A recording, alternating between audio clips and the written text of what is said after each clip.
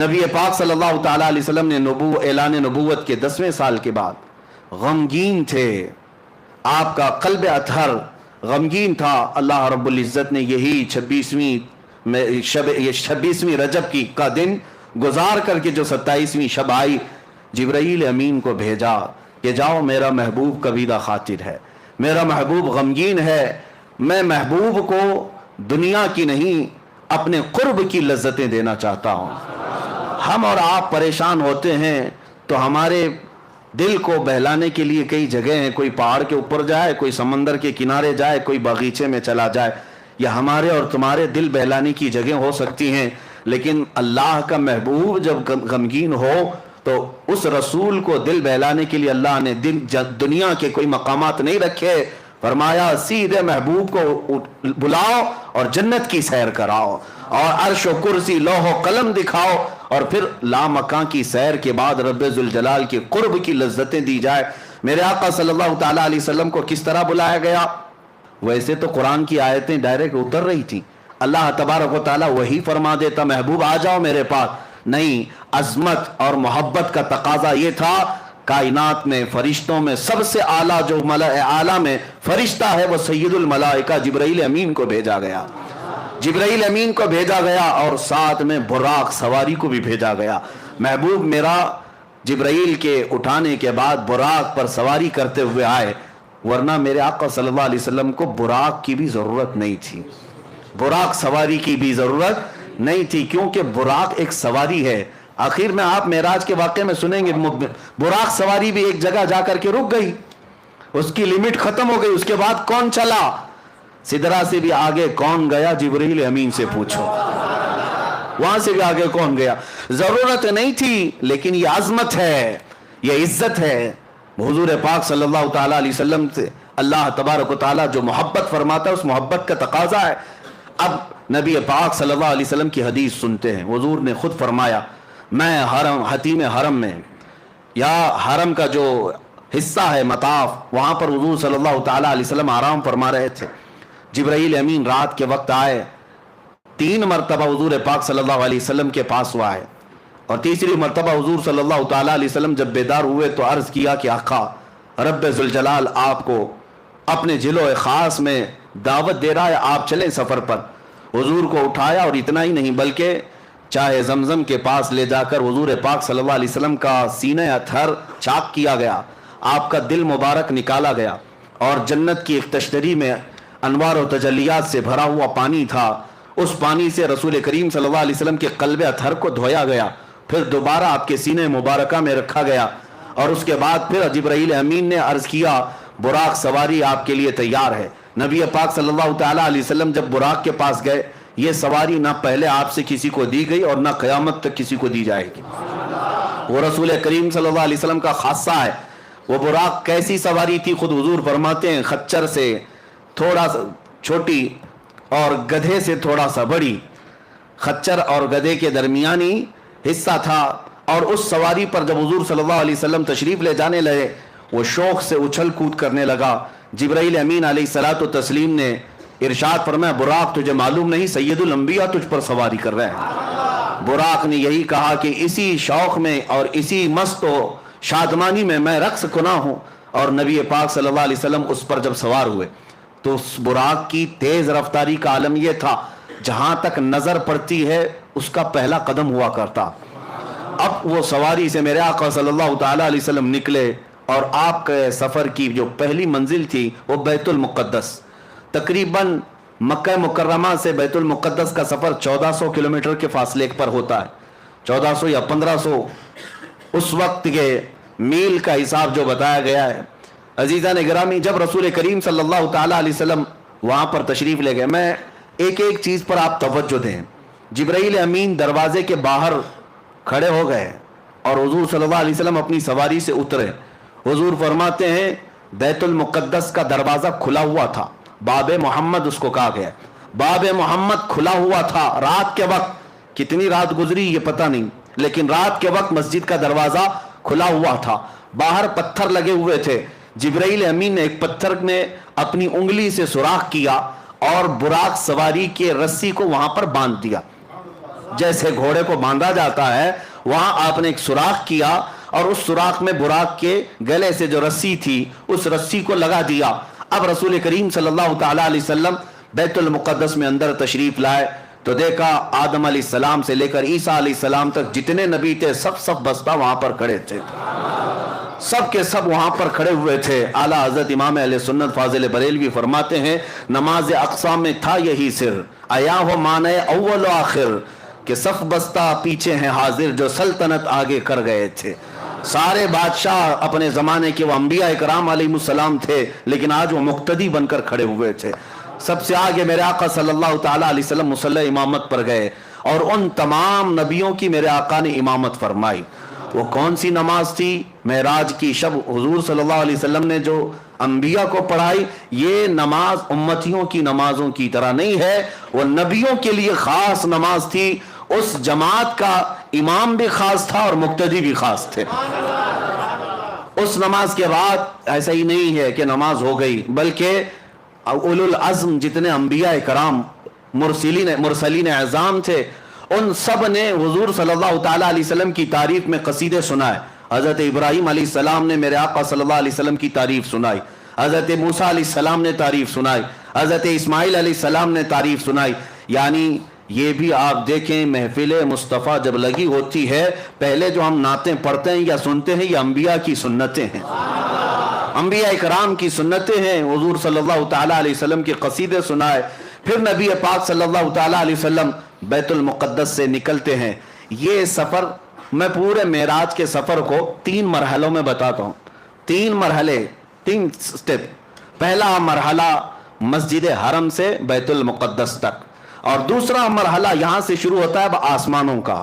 یہاں سے نبی پاک صلی اللہ تعالی علیہ وسلم آسمانوں کی طرف نکلے. اب آسمانوں کا سفر, پہلے آسمان پر گئے, دروازہ ہے آسمان میں, جبرائیل امین نے دروازے کھولنے کا حکم دیا.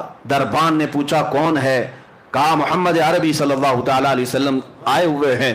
دروازہ کھول دیا گیا. پہلے آسمان پر جب گئے وہاں حضرت آدم علیہ السلام سے میرے آقا کی ملاقات ہوئی. وہاں پر ملاقات کے بعد دوسرے آسمان پر حضور صلی اللہ علیہ وسلم تشریف لے گئے. یہ ایسا نہ سمجھے کہ ایک گیٹ سے دوسرے گیٹ جا رہے ہیں. ایک آسمان سے دوسرے آسمان کا سفر رسول کریم صلی اللہ علیہ وسلم کی احادیث کی روشنی میں 500 سال کی مسافت کا ہے, 500 سال کی مسافت کا. اور وہ میرے آقا صلی اللہ تعالی علیہ وسلم دم زدن میں طے کرتے چلے گئے. یہ کیسے ہوا اور کیسے ممکن ہو سکتا ہے اس پر ہم بعد میں بحث کرتے ہیں. دوسرے آسمان پر جب نبی پاک صلی اللہ علیہ وسلم تشریف لے گئے وہاں پر بھی دروازہ کھولا گیا. دوسرے آسمان پر عیسیٰ علیہ السلام اور یحییٰ علیہ السلام سے ملاقات ہوئی. تیسرے آسمان پر گئے رسول کریم صلی اللہ تعالی علیہ وسلم, وہاں حضرت یوسف علیہ السلام سے ملاقات ہوئی. چوتھے آسمان پر گئے نبی پاک صلی اللہ تعالی علیہ وسلم کی وہاں پر ملاقات حضرت ادریس علیہ السلام سے ہوئی, حضرت ہارون علیہ السلام سے. پانچویں آسمان پر حضرت ادریس علیہ السلام سے ملاقات ہوئی. چھٹے آسمان پر اولو العزم پیغمبروں میں سے سیدنا کلیم اللہ موسیٰ علیہ السلام سے ملاقات ہوئی. ان کے بعد پھر 7ویں آسمان پر پہنچے. ہر آسمان کی شکل الگ, ہر آسمان کی حیت الگ, ہر آسمان کے دروازے الگ, ہر آسمان میں فرشتے بھی الگ. 7ویں آسمان پر جب گئے نبی پاک صلی اللہ علیہ وسلم نے دیکھا ابو الانبیاء حضرت ابراہیم علیہ السلام وہاں پر تھے, ان سے ملاقات ہوئی. نبی پاک صلی اللہ تعالی علیہ وسلم نے سب سے ملاقاتیں کی, سب سے بات چیت بھی فرمائی. اور اس کے بعد سدرۃ المنتہا پہنچے. سدرۃ المنتہا کیا ہے؟ ایک بیری کا درخت, ایک ایسا درخت جس کی لمبائی چوڑائی کو تم تصور میں بھی نہیں لا سکتے, تصور میں بھی نہیں لا سکتے.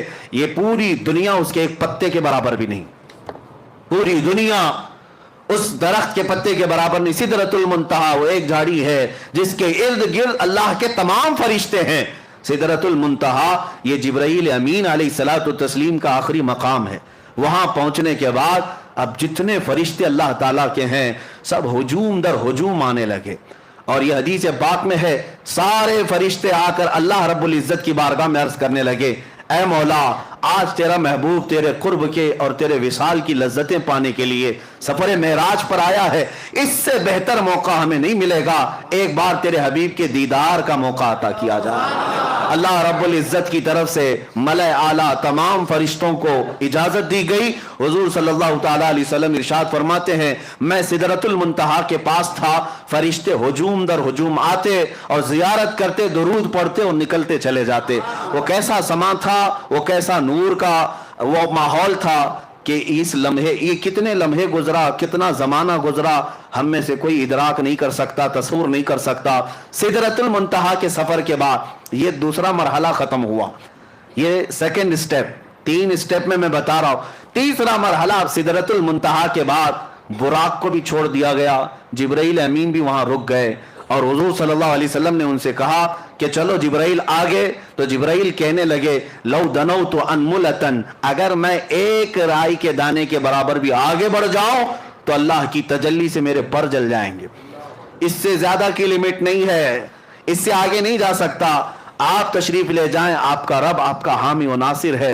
नबी पाक सल्लल्लाहु अलैहि वसल्लम उसके आगे का जो सफर फरमाते हैं। फिर भी अभी एक सवारी लाई गई जिसको रफ कहा गया।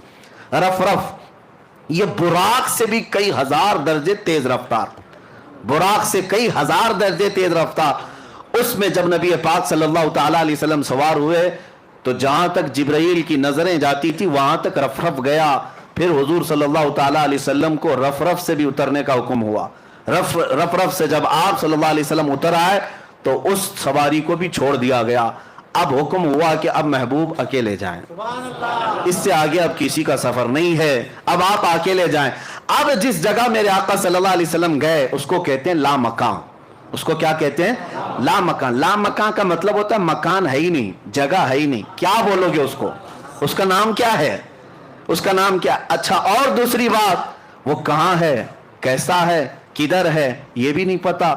हम यहां हैं तो हमारे जिहतें हैं, 6 जिहत मशहूर है। जिहत किसको कहते हैं? डायरेक्शंस को, एक सामने, एक पीछे, एक दाएं, एक बाएं, एक ऊपर, एक नीचे, इसको जिहत कहते हैं। सामने होना, पीछे होना, दाएं होना, बाएं होना, ऊपर होना, नीचे होना, ये जिहत है, ये सिमत है। नबी पाक सल्लल्लाहु ताला अलैहि वसल्लम जहां तशरीफ ले गए वहां कोई जिहत ही नहीं, कोई जिहत नहीं। वहां सामने भी नहीं कह सकते, पीछे भी नहीं कह सकते, दाएं भी नहीं, बाएं भी नहीं, ऊपर भी नहीं, नीचे भी नहीं। ये सिर्फ मकान में होता है, ला मकान में नहीं होता। ला मकान में जिहतें नहीं होती। इसी को आला हज़रत फरमाते हैं, खिरत से कह दो कि सर झुका ले। खिरत कहते हैं अकल को, अकल के घोड़े दौड़ाने वालों, खिरत से कह दो कि सर झुका ले। यहां जिहत को पड़े हैं लाले, यानी जिहत जो है सिमत, उनको खुद ही नहीं मालूम। आला हजरत फरमाते हैं यहां जिहत को पड़े हैं लाले, किसे बताएं किधर गए थे नबी पाक सल्लल्लाहु ताला अलैहि वसल्लम, किधर गए थे, कौन बताए? इधर गए थे कि उधर गए थे, उधर गए थे कि इधर गए थे। आला हजरत फरमाते हैं इधर उधर भी मकान में है, ला मकान में है ही नहीं। ला मकान में इधर उधर भी नहीं, यहां वहां भी नहीं, बल्कि वो ला मकान है। अब रसूल पाक सल्लल्लाहु अलैहि वसल्लम का वो नूरी सफर ये तीसरे मरहले का है। अब मैं आपको बताऊं, 3 सफरों के लिए 3 अलग अलग शान मेरे मुस्तफा को दी गई है, अलग अलग शान। जाहिर सी बात है, मैं आपको बताऊं, हर सफर के कपड़े अलग होते हैं, हर सफर के कपड़े अलग होते हैं। कश्मीर जाओ तो ठंडी का लिबास लेके जाओ।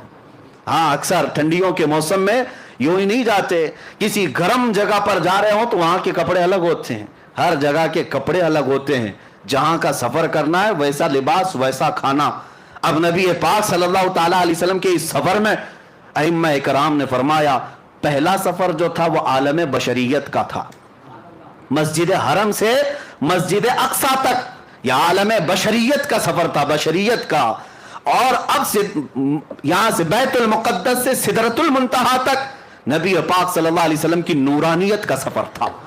और सिदरतुल मुंतहा से अर्शे इलाही और लामका का सफर हकीकत मोहम्मदिया का था। अब उस हकीकत मोहम्मदिया को कोई पहचान नहीं सकता। बशरियत भी मेरे आका में है, नूरानियत भी मेरे आका में है, और हकीकत भी मेरे आका में है।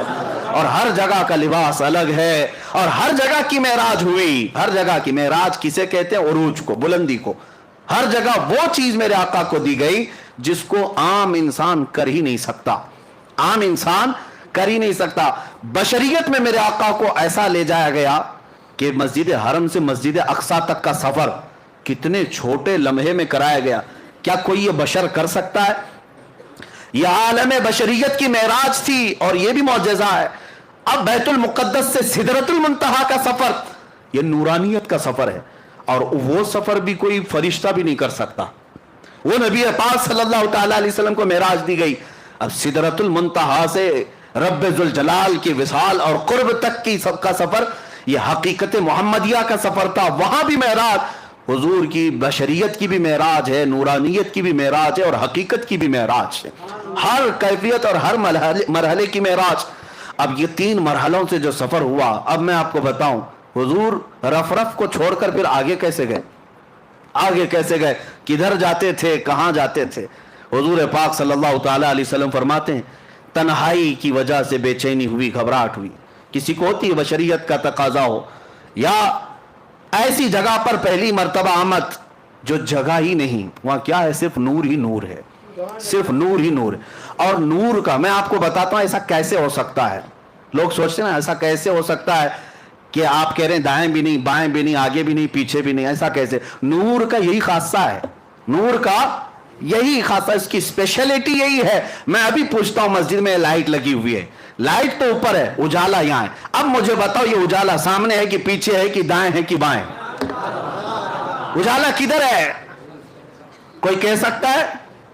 आप कहेंगे नीचे भी है, ऊपर भी है, दाएं भी है, बाएं भी। नहीं, मैं कहता हूं एक जगह बताओ, एक जगह बताओ, ये उजाला कहां है? तुम्हारे सामने है कि पीछे है कि दाएं है कि बाएं है? आपको मजबूरन कहना पड़ेगा ये उजाले की कोई सिमत ही नहीं होती, ये उजाले की कोई जिहत ही नहीं होती, इसका डायरेक्शन नहीं, ये फैला हुआ है। नबी पाक सल्लल्लाहु अलैहि वसल्लम जिस लामकाम में गए थे वो नूरुन अला नूर है, वहां कोई सिमत नहीं थी। अब नबी पाक सल्लल्लाहु तआला अलैहि वसल्लम जब आगे बढ़ने लगे फिर रुक गए, आगे बढ़ने लगे फिर रुक गए। सुनो, अब ऐ महबूब अब रुक जाएं, आपका रब खुद करीब आ रहा है। ये अब मोहब्बत के तकाज़े, अजमत के तकाज़े, मैं आपको बुलाया हूं बिला तशबीह व बिला तमसील, जहनों को करीब करने के लिए कह रहा हूं। आपसे मैं मोहब्बत करता हूं, बुलाया मैं अपनी जगह पर, अपने घर पर कासिद भी भेजा, सवारी भी भेजा, आप आए मेरे घर। मुझे पता चला मैं जिस मेहमान को और जिस महबूब को बुलाया आया हूं। अब और आला मोहब्बत का तकाजा यह है मैं अपने घर के सोफे में बैठकर इंतजार ना करूं, दरवाजे से निकल करके तुम्हारा इस्तेकबाल करूं, निकल कर मैं तुम्हारा इस्तेकबाल करूं। यह आला दर्जे की अजमत हुआ करती है, बिला तशबीह बिला तमसील। मेरे मुस्तफा रब्बे जुल जलाल के कुर्ब में जा रहे थे, बुलाया गया कासिद भेजकर, बुलाया गया सवारी पर बिठाकर, लेकिन जब उस जगह पर पहुंचे जिस जगह का नाम ही नहीं है, तब रब तबारक व तआला ने इरशाद फरमाया, क़िफ़ या मोहम्मद इन्ना रब्बका युसल्ली, ऐ महबूब रुक जाएं, आपका रब खुद करीब आ रहा है। अब कितना करीब आया, कितना करीब आया। अब सूरह नज्म की आयतें सुनो, रब ताला फरमाता है, थुम्मा दना फतदल्ला फकाना क़ाब क़ौसैनी औ अदना, फिर वो करीब हुआ और करीब हुआ, फिर वो करीब हुआ और करीब हुआ, इतना कि 2 कमानों के बीच का जो हिस्सा होता है उससे भी ज्यादा करीब हुआ। अब ये जो इस्तिआरा इसको कहते हैं अरबी में, तशबीह दी गई कमान से। कमान क्यों? ये बहुत ही नफीस बात है इसके अंदर, कमान से भी ज्यादा करीब हुआ। आप कभी सुने आप अपनी जुबान में कि कमान से भी ज्यादा करीब है? क़ाब क़ौसैन, ये कुरान पाक सूरह नज्म में कौसैन कहते हैं, तीर कमान तो देखा होगा ना। हाँ, कमान जो है वो इस तरह से गोल, हाफ स्क्वायर, हाफ दायरा, हाफ सर्कल। ये जो कमान है इससे तशबीह क्यों दी गई? 1-2 कमानों से भी कम का फासला रह गया। असल में लोग ये समझते होंगे ये जो तीर कमान है ये नहीं है, अरबों की एक कहावत है ये, क्योंकि कुरान अरबी में नाजिल हुआ अरबों को चैलेंज करते हुए। उनके यहाँ जो मुहावरे चलते थे वो क्या है पता है? अरब कबीलों में, अरब खानदानों में एक दस्तूर था, 2 खानदान वाले जब सुलह करते, जब 2 खानदान वाले कोई मुआहदा करते, एग्रीमेंट करते कि आज से हम और आप सगे भाई की तरह हैं, मोहब्बत में हम एक दूसरे से बहुत करीब हैं, तो क्या करते थे पता है? एक खानदान का लीडर दूसरे खानदान का लीडर दोनों मैदान में आते और दोनों के हाथ में कमान होते थे। तवज्जो से सुने, دونوں کے ہاتھوں میں کمان ہوتے اور تیر بھی ہوتے, دونوں محبت کا ایگریمنٹ کر رہے ہیں. دو خاندانوں میں جب صلح ہوتی اور محبت کا معاہدہ ہوتا تو یہ کرتے, دونوں کمان لے کر کے میدان میں آتے. اب کیا کرتے, اس قبیلے والا اپنا کمان اس کو دیتا, اس کا کمان خود لیتا, بدل ہوتے, عدل بدل. یہ اس قبیلے کی کمان لیتا اور وہ اس قبیلے کی کمان لیتا. اب کیا کرتے, سنیے عربوں کی محبت کے قصے. دونوں قبیلے والے تیر چلاتے اپنے اپنے کمانوں سے, تیر چلاتے, اور جب تیر جا کر گرتا تو دونوں خاندانوں والے نعرہ کیا لگاتے پتا ہے, کہ تمہارا چلایا ہوا تیر ہمارا ہے, ہمارا چلایا ہوا تیر تمہارا ہے. یہ محبت کے لیے یہ طریقہ ہوتا تھا. قوسین اس کو کہتے, دو کمانوں کو, کہ جب بہت زیادہ قریب ہو جائیں تو میرا تیر تم چلاؤ, تمہارا تیر میں چلاؤں, لیکن بات یہ ہوگی سب میں کہ میرا چلایا ہوا تمہارا سمجھا جائے گا, تمہارا چلایا ہوا میرا سمجھا جائے گا. یہ عربوں میں قریب ہونے کو مثال دی جاتی, بلا تشبیہ و بلا تمثیل. رب ذوالجلال نے قریب بلا کر کے یہ ارشاد فرمایا, وہ عربوں میں قوسین بدل کر کے قریب ہونے کی بات کرتے ہیں, میرا محبوب تو اس سے بھی زیادہ قریب ہوا. اور اسی کو اعلیٰ حضرت اپنے قصیدے میں فرماتے ہیں, میں تو مالک ہی کہوں گا کہ ہو مالک کے حبیب, میں تو مالک ہی کہوں گا کہ ہو مالک کے حبیب. یعنی محبوب و محب میں نہیں میرا تیرا, محبوب و محب میں نہیں میرا تیرا, جو کام خدا کا ہے وہ کام میرے رسول کا ہے. اور قرآن میں بھی ہے, جو رسول نے فرمایا اللہ فرماتا ہے یہ میرا کام ہے. تو یہ قرب کے لیے کہا گیا, اتنا قریب میرے آقا تشریف لے گئے. اب میں آپ کو بتاتا ہوں اس کے بعد کیا ہوا. اس کے بعد کیا ہوا, وہاں پر رب ذوالجلال کو محبوب رب نے, حضور پاک صلی اللہ تعالی علیہ وسلم نے اپنے ظاہری آنکھوں سے دیکھا, صرف تجلی کو نہیں پوری ذات الہی کو دیکھا. اب یہاں پر جو اعتراض ہے, قرآن پاک میں لا تدرکہ الابصار, اس کو کوئی آنکھ دیکھ نہیں سکتی, اس کو کوئی آنکھ دیکھ نہیں سکتی. یہ آیت پڑھ کر کے بعض لوگ یہ کہتے ہیں یہ ہو ہی نہیں سکتا, حضور کیسے دیکھ سکتے ہیں. لیکن میں ان سے کہتا ہوں اس آیت میں اللہ نے یہ نہیں فرمایا کہ میں عطا کروں تو بھی نہیں دیکھ سکتا, یہ تو نہیں فرمایا. کوئی آنکھ نہیں دیکھ سکتی یقین ہے, لیکن وہ خود کسی کو طاقت دے دے تو ممکن ہے, ممکن ہے. مولا کریم, اب میں آپ کو اسی بحث کی طرف لے جاؤں گا. پہلے اس معراج کے واقعے کو کمپلیٹ کرتے ہیں, کیونکہ یہ ہمارا دستور ہے, پورا آپ سن لیں. قریب اتنا ہوئے, اب اس کے بعد کتنی دیر رہے, کیا باتیں ہوئی, یہ محبوب و محب کے راز ہیں. فَأَوْحَا إِلَىٰ عَبْدِهِ مَا أَوْحَا, قرآن میں یہ ہے کہ اللہ نے اپنے حبیب پر وحی کی جو وحی کی, خود رب تعالیٰ نہیں بتایا. قرآن میں ہر چیز بتائی گئی ہے, لیکن وہاں اپنے حبیب کو کیا باتیں کی, اللہ فرماتا ہے فَأَوْحَا إِلَىٰ عَبْدِهِ مَا أَوْحَا, اپنے بندے خاص سے جو باتیں کرنی تھی کر لیا, رب ہو گئی باتیں. اب اس کے بعد رسول پاک صلی اللہ علیہ وسلم ارشاد فرماتے ہیں, اللہ عز و جل نے اپنے دست قدرت کو میرے سینے پر رکھا, جس کی ٹھنڈک میں نے اپنے دل میں محسوس کی, اور اس کے بعد میں نے زمین و آسمان کی ہر چھپی ہوئی چیز کو دیکھ لیا, ہر شے میرے سامنے عیاں ہو گئی.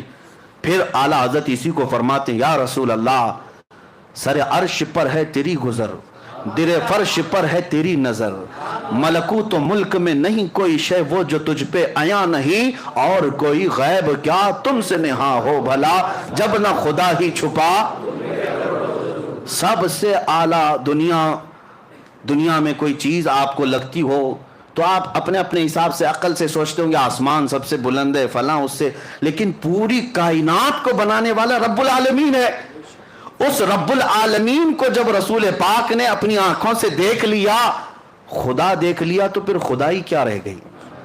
خدا کو دیکھ لیا تو پھر خدائی کوئی چیز باقی نہ رہی, سب دیکھ لیا میرے آقا صلی اللہ علیہ وسلم نے.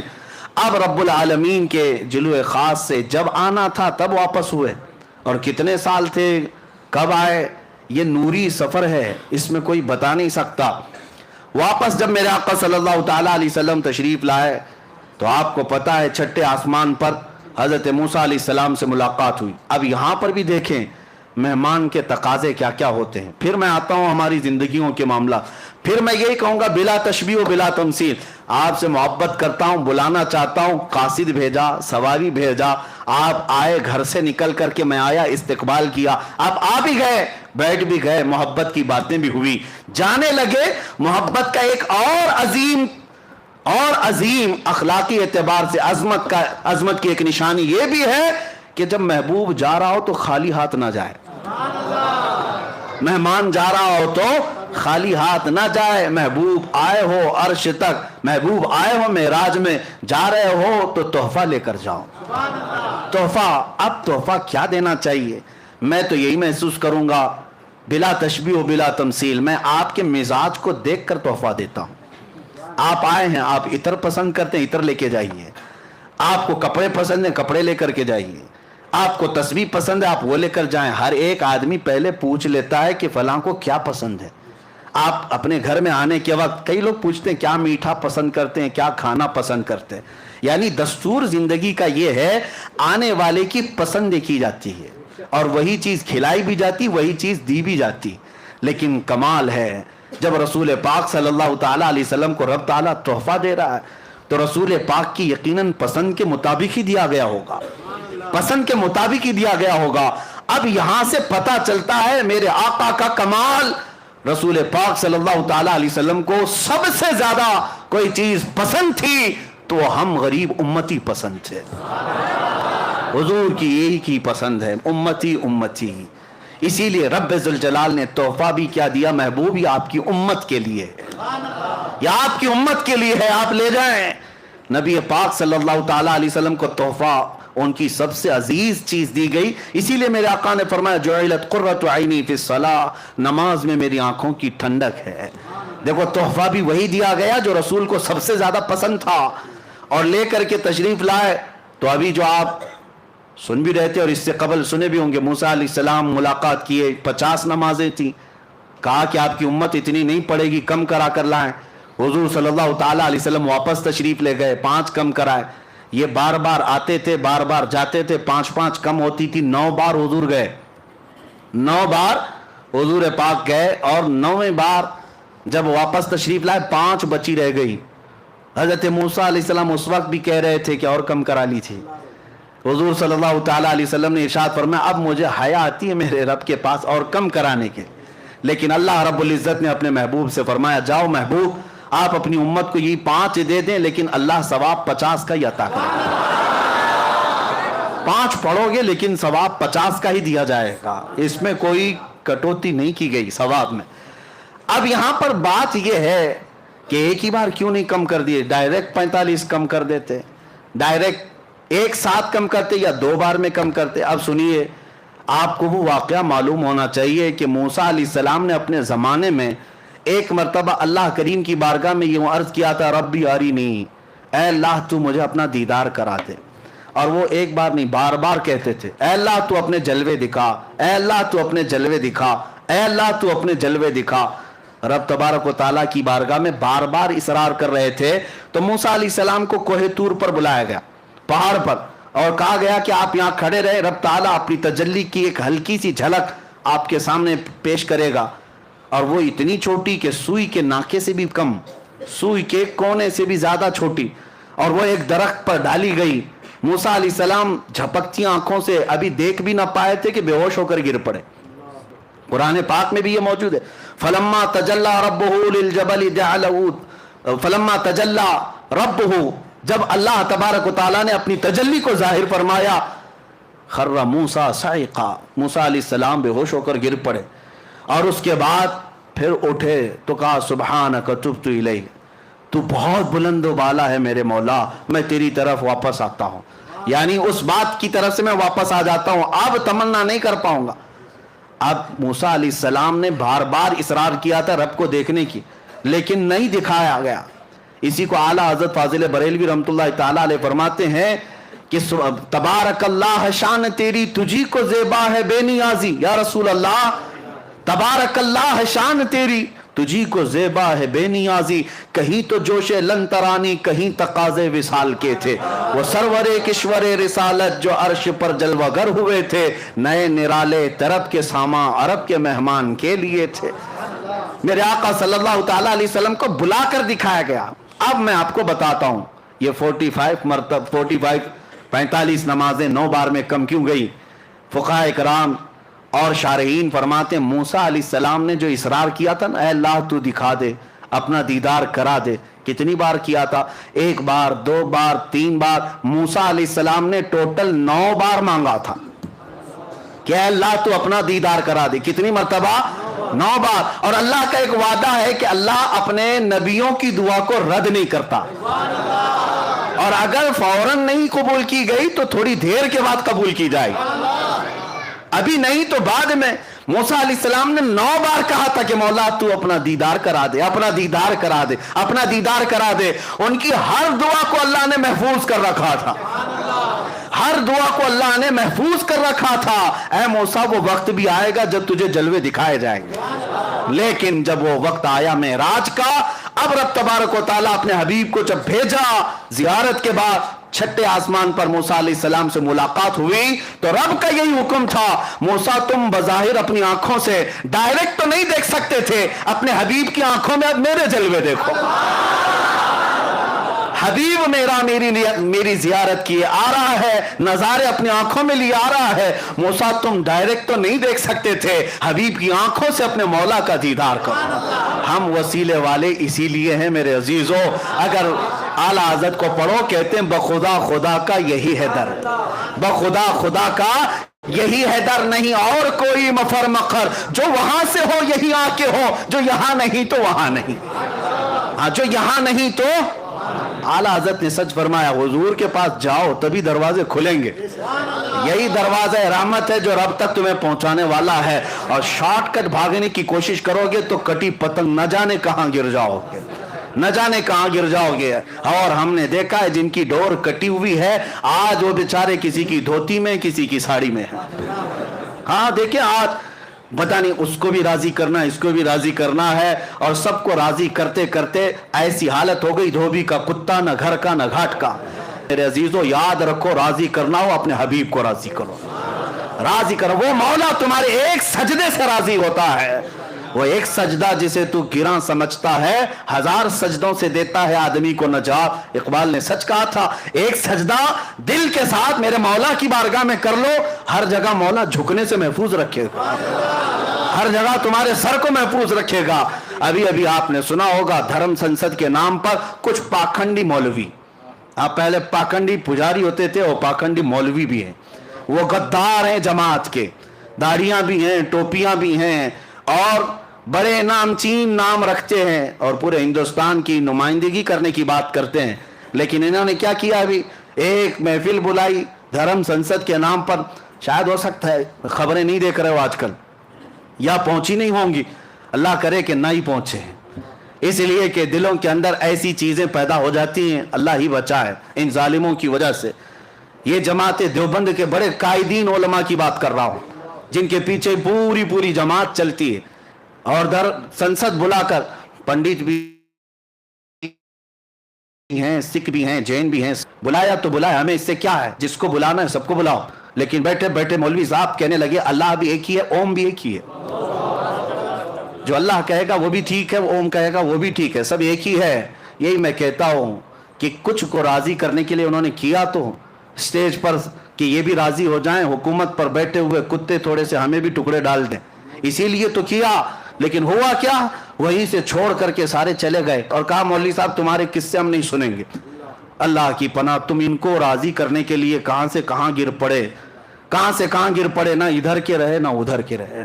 इसीलिए 100 साल पहले मेरे आला हजरत ने समझाया था, हाँ ऐ लोगों बेदार रहो, आंख से काजल साफ चुरा ले, यहाँ वो चोर भला के हैं। तेरी गठरी ताकी है और तूने नींद निकाली है, सुना जंगल रात अंधेरी छाई बदली काली है, सोने वालों जागते रहियो चोरों की। हाँ ये वही चोर हैं, ये वही चोर हैं। आंख से काजल साफ चुरा लें, क्या मतलब है, काजल कोई चुराता है?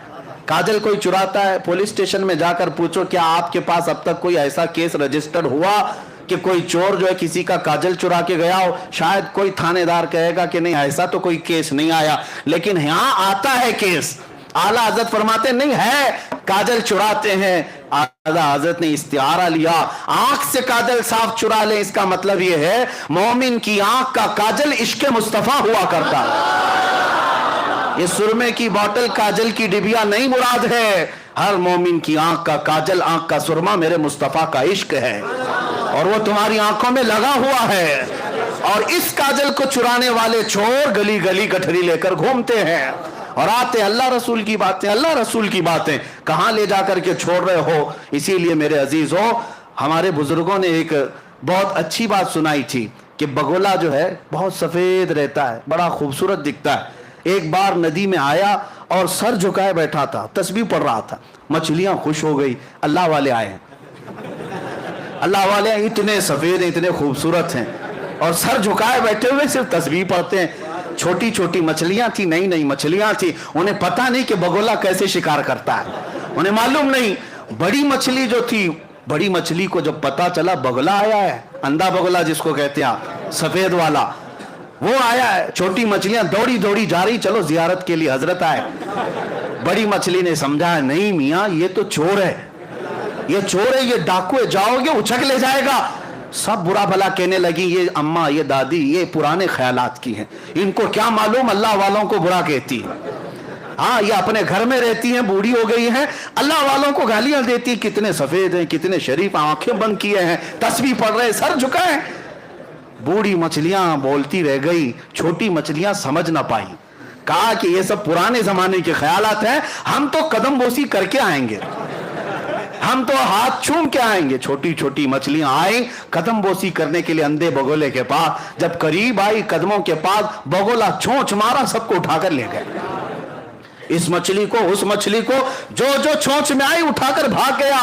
बची हुई मछलियां आई और अम्मा से कहने लगी सच कहती थी आप, सच कहती थी। मेरे अजीजों, बुजुर्ग यही तो समझाते थे आप सबको कि आंख से काजल साफ चुरा ले या वो चोर भला के हैं।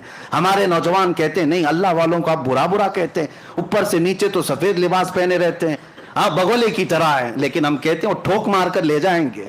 इसीलिए परखना है किसी को तो जुब्बे टोपी से मत परखो, परखना है किसी को तो दाढ़ी टोपी से मत परखो। अगर किसी के कपड़े फटे हुए हो, परागंदा लिबास हो, सीना इश्के नबी से धड़क रहा हो, वो हमारे सर का ताज है, वो हमारे सर का ताज है, बल्कि हम उसके कदमों में जान लुटाने को भी तैयार हैं। परखना हो तो हुब्बे मुस्तफा पे परखो, अगर दिल में इश्क मुस्तफा है तो वो हमारा इमाम है। इसी को वो मुर्शिद गिरामी हुजूर ताज शरिया रहमतुल्लाह तआला अलैहि फरमाया, नबी से हो जो बेगाना उसे दिल से जुदा कर दे, नबी से हो जो बेगाना उसे दिल से जुदा कर दे, पिदर मादर बिरादर जानो माल उन पर फिदा कर दे। मेरे अजीजों, बात इधर उधर ना जाए, ये धर्म संसद के कुत्तों को छोड़ दो और फिर अलल ऐलान ये कहो जालिमो तुम्हारा दीन तुम्हें मुबारक, हमारा दीन हमें मुबारक। हमें हर जगह अल्लाहु अकबर ही सिखाया गया है, अल्लाह सबसे बड़ा है। उन जालिमों को इतना भी नहीं पता, ओम और अल्लाह को मिलाने के लिए बैठ गए। हमें तो इतना पता है, हम जब दुनिया में आए थे कान में सबसे पहले जो जुमला पड़ा अल्लाहु अकबर, सबसे पहला जुमला जो पड़ा वो क्या था? अल्लाहु अकबर। और फख्र से ये कहते हुए भी जाएंगे, कान खोल कर सुन लो, मरेंगे भी तो जनाजे पर इमाम सबसे पहले जुमला जो कहेगा वो अल्लाहु अकबर ही होगा। हम आए थे अल्लाहु अकबर कहते हुए, जाएंगे भी अल्लाहु अकबर कहते हुए। न जाने इन जालिमों के कान में किसने क्या भोंका था, हमें नहीं पता, हमें तो अल्लाहु अकबर कहा गया था। इनके कानों में किसने क्या भोंका था मालूम नहीं, वही जुमले आज यहां कहते आ रहे हैं। और ये हकीकत है कि अल्लाह ताला मुनाफिक को ज्यादा देर तक छुपने नहीं देता, वो जाहिर हो जाता है। लोगों पहचान लो ये दीन के दलालों को, गद्दारों को, मुनाफिकीन को, और अपने आप को उनसे अलग करो। और उनको अगर ये लगता है आज जो सख्ता में उसके पीछे चलना चाहिए, उसकी हमदर्दी लेने के लिए थोड़ा बहुत उसके झंडे भी लहराना चाहिए, उसकी जमात में भी जाना चाहिए, थोड़ा उनकी दावत भी करना चाहिए, इसलिए कि माहौल उनका है, माहौल उनका है। जो इस तरह की बात कहते हैं उनको मुंह पे कहो गिरगिट हो तुम, गिरगिट हो, जैसा रंग वैसा तुम्हारा चेहरा बदलता है। اللہ کا شکر ہے، کروڑا شکر ہے، ہم جس قوم سے وابستہ اہل سنت و جماعت، ہماری تاریخ ہے کہ ہم کبھی بکنے والوں میں نہیں تھے۔ الحمدللہ ہمارے پاس اسلاف کی قربانیاں ہیں، ہم تو اپنی چمڑیاں بھی چھلوا لیے، ہمارے بزرگ پھانسی کے پھندے پر بھی جھول گئے، لیکن اپنا دین نہیں بیچ کر کے گئے، بلکہ ہر زمانے میں یہ اعلان کرتے گئے، کسی کی جے وجے کیوں پکاریں، کیا غرض ہم کو، ہمیں کافی ہے سید اپنا نعرہ، یا رسول اللہ ہمیں کافی ہے سید اپنا نعرہ۔ اب اسی بات پر رہے، میں بات عرض کر رہا تھا موسیٰ علیہ السلام اللہ کا دیدار کس کے ذریعے سے کر رہے ہیں؟ میرے مصطفیٰ کی نگاہوں سے۔ اللہ کو دیکھنا ہو تو نظر مصطفیٰ کو دیکھو، جمال خدا کو، تجلیات کو دیکھنا ہو مصطفیٰ کی نگاہوں میں دیکھو۔ اعلیٰ حضرت اسی لیے فرماتے ہیں کس کو دیکھا یہ موسیٰ سے پوچھے کوئی، کس کو دیکھا یہ موسیٰ سے پوچھے کوئی، آنکھ والوں کی ہمت پہ لاکھوں سلام، آنکھ والوں کی ہمت پہ لاکھوں سلام۔ بہت ساری حکمتیں الگ الگ بیان کی گئیں۔ 9 مرتبہ موسیٰ علیہ السلام نے کوہ طور پر مانگا تھا، مولا تو مجھے دکھا دے اپنا جلوہ، دکھا دے اپنا جلوہ، ہر دعا محفوظ کی گئی۔ اب محبوب جب آئے تو آپ کو بھیجا گیا، موسیٰ علیہ السلام سے کہا گیا 5 کم کروانا، بھیجنا، پھر آئیں گے دیکھ کر تازہ تازہ جمال لے کر، پھر دیکھنا، پھر 5 کم کرانا، پھر تازہ تازہ جمال دیکھ کر آئیں گے، پھر نظارہ کر لینا۔ موسیٰ علیہ السلام دعا جو اپنی یہاں طور پر کیے تھے اس کی اجابت معراج کی رات میرے مصطفیٰ کی نظروں میں کر رہے تھے، یہ تقاضے تھے۔ اس کے بعد نبی پاک صلی اللہ تعالیٰ علیہ وسلم جب واپس تشریف لائے، اب اس سفر میں جنت و دوزخ کا بھی ملاحظہ کیا، عرش و کرسی، لوح و قلم، اور سارے اللہ تبارک و تعالیٰ کی خدائی کو دیکھ کر واپس تشریف لائے۔ حضور فرماتے ہیں میں جب آیا تو اس کے بعد نبی پاک صلی اللہ علیہ وسلم فرماتے ہیں میں مسجد حرم کے اسی احاطے میں تھا جہاں سے مجھے لے جایا گیا تھا، اور جب میں آنکھ کھول کر دیکھتا ہوں تو میرے دروازے کی زنجیر ابھی ہل رہی تھی جس کو کھول کر گئے تھے۔ حضور پاک صلی اللہ تعالیٰ علیہ وسلم جس بستر پر آرام کر رہے تھے وہ بستر ابھی گرم ہی تھا، یعنی کتنی دیر گرم رہ سکتا ہے سوئے ہوئے آدمی کا بستر۔ تا عرش گئے پھر آئے محمد، زنجیر بھی ہلتی رہی، بستر بھی رہا گرم۔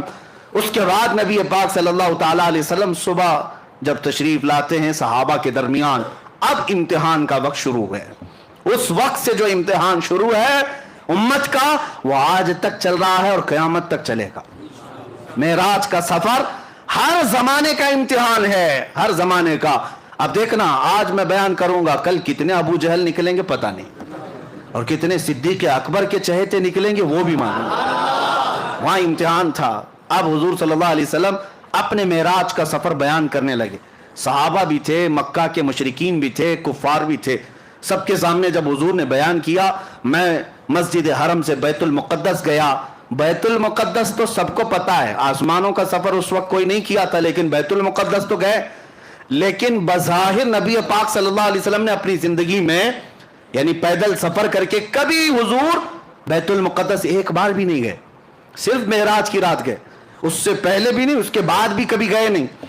حضور صلی اللہ تعالیٰ علیہ وسلم ایک ہی بار معراج کے سفر میں بیت المقدس گئے، جب سب کو سنایا، اور اس کے بعد نبیوں کی امامت کا واقعہ، پھر آسمانوں کا سفر، پھر اس کے بعد سدرۃ المنتہا، پھر عرش و کرسی، پھر مقام رب ذوالجلال، وصال کی لذتیں سنائے۔ اب جس کو ماننا تھا انہوں نے مان لیا، جس کو کچھ پوچھنا تھا انہوں نے پوچھ لیا، اور جس کو انکار کرنا تھا وہ ٹھٹا مار کر بھاگنے لگے۔ اسی محفل سے سب سے پہلے چیخ مار کر کے جو بھاگا تھا وہ ابو جہل تھا۔ اس نے کہا کہ یہ سب من گھڑت قصے ہیں، اس نے برے برے الفاظ کہے کہ بہک گئے، دماغ میں فلاں آ گیا فلاں آ گیا، اور نکل کر کے اس نے سوچا کہ اب یہ واقعہ بہت اچھا ہے ڈیمیج کرنے کے لیے، ہاں لوگوں کو بتاؤں گے دیکھو ایسے ایسے قصے بیان کر رہے ہیں، ہو ہی نہیں سکتا ایسے، کون مانتا ہے ایسے واقعات کو؟ اس زمانے میں جب سائنس ہی نہیں ہے، نہ کوئی راکٹ ہے، نہ کوئی پلین ہے کہ اڑ کر کے چلا جاتا، کچھ نہیں ہے۔ ابو جہل جب باہر نکلا تو سب سے پہلے ملاقات ابو بکر صدیق سے ہی ہوئی۔ حضرت ابو بکر صدیق محفل میں نہیں تھے جب حضور معراج کا واقعہ بیان کر رہے تھے، نہیں تھے، باہر تھے، آ رہے تھے کہیں سے۔ ابو جہل پکڑ لیا اور کہا ابو بکر ایک بہت اچھی خبر ہے۔ کہا کیا ہے؟ کہا مکہ میں ایک شخص آیا ہے اور وہ کہہ رہا ہے رات کے وقت وہ مسجد حرم سے اٹھا اور مسجد اقصی چلا گیا، ایک ہی رات میں۔ کیا ایسا ممکن ہے؟ حضرت ابو بکر نے کہا ایسا کیسے ہو سکتا ہے؟ ایسا اتنا لمبا سفر 1400 کلومیٹر کا ایک رات میں کون کیسے کر سکتا ہے؟ وہ بھی اس وقت زیادہ سے زیادہ تیز رفتار اونٹ کی سواری تھی، اس کے علاوہ کوئی سواری نہیں، ایسا کیسے ہو سکتا ہے؟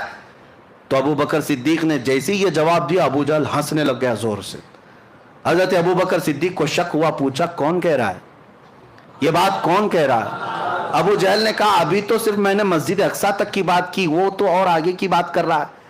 تو حضرت ابو بکر صدیق نے کہا کہ اور کون کہہ رہا ہے؟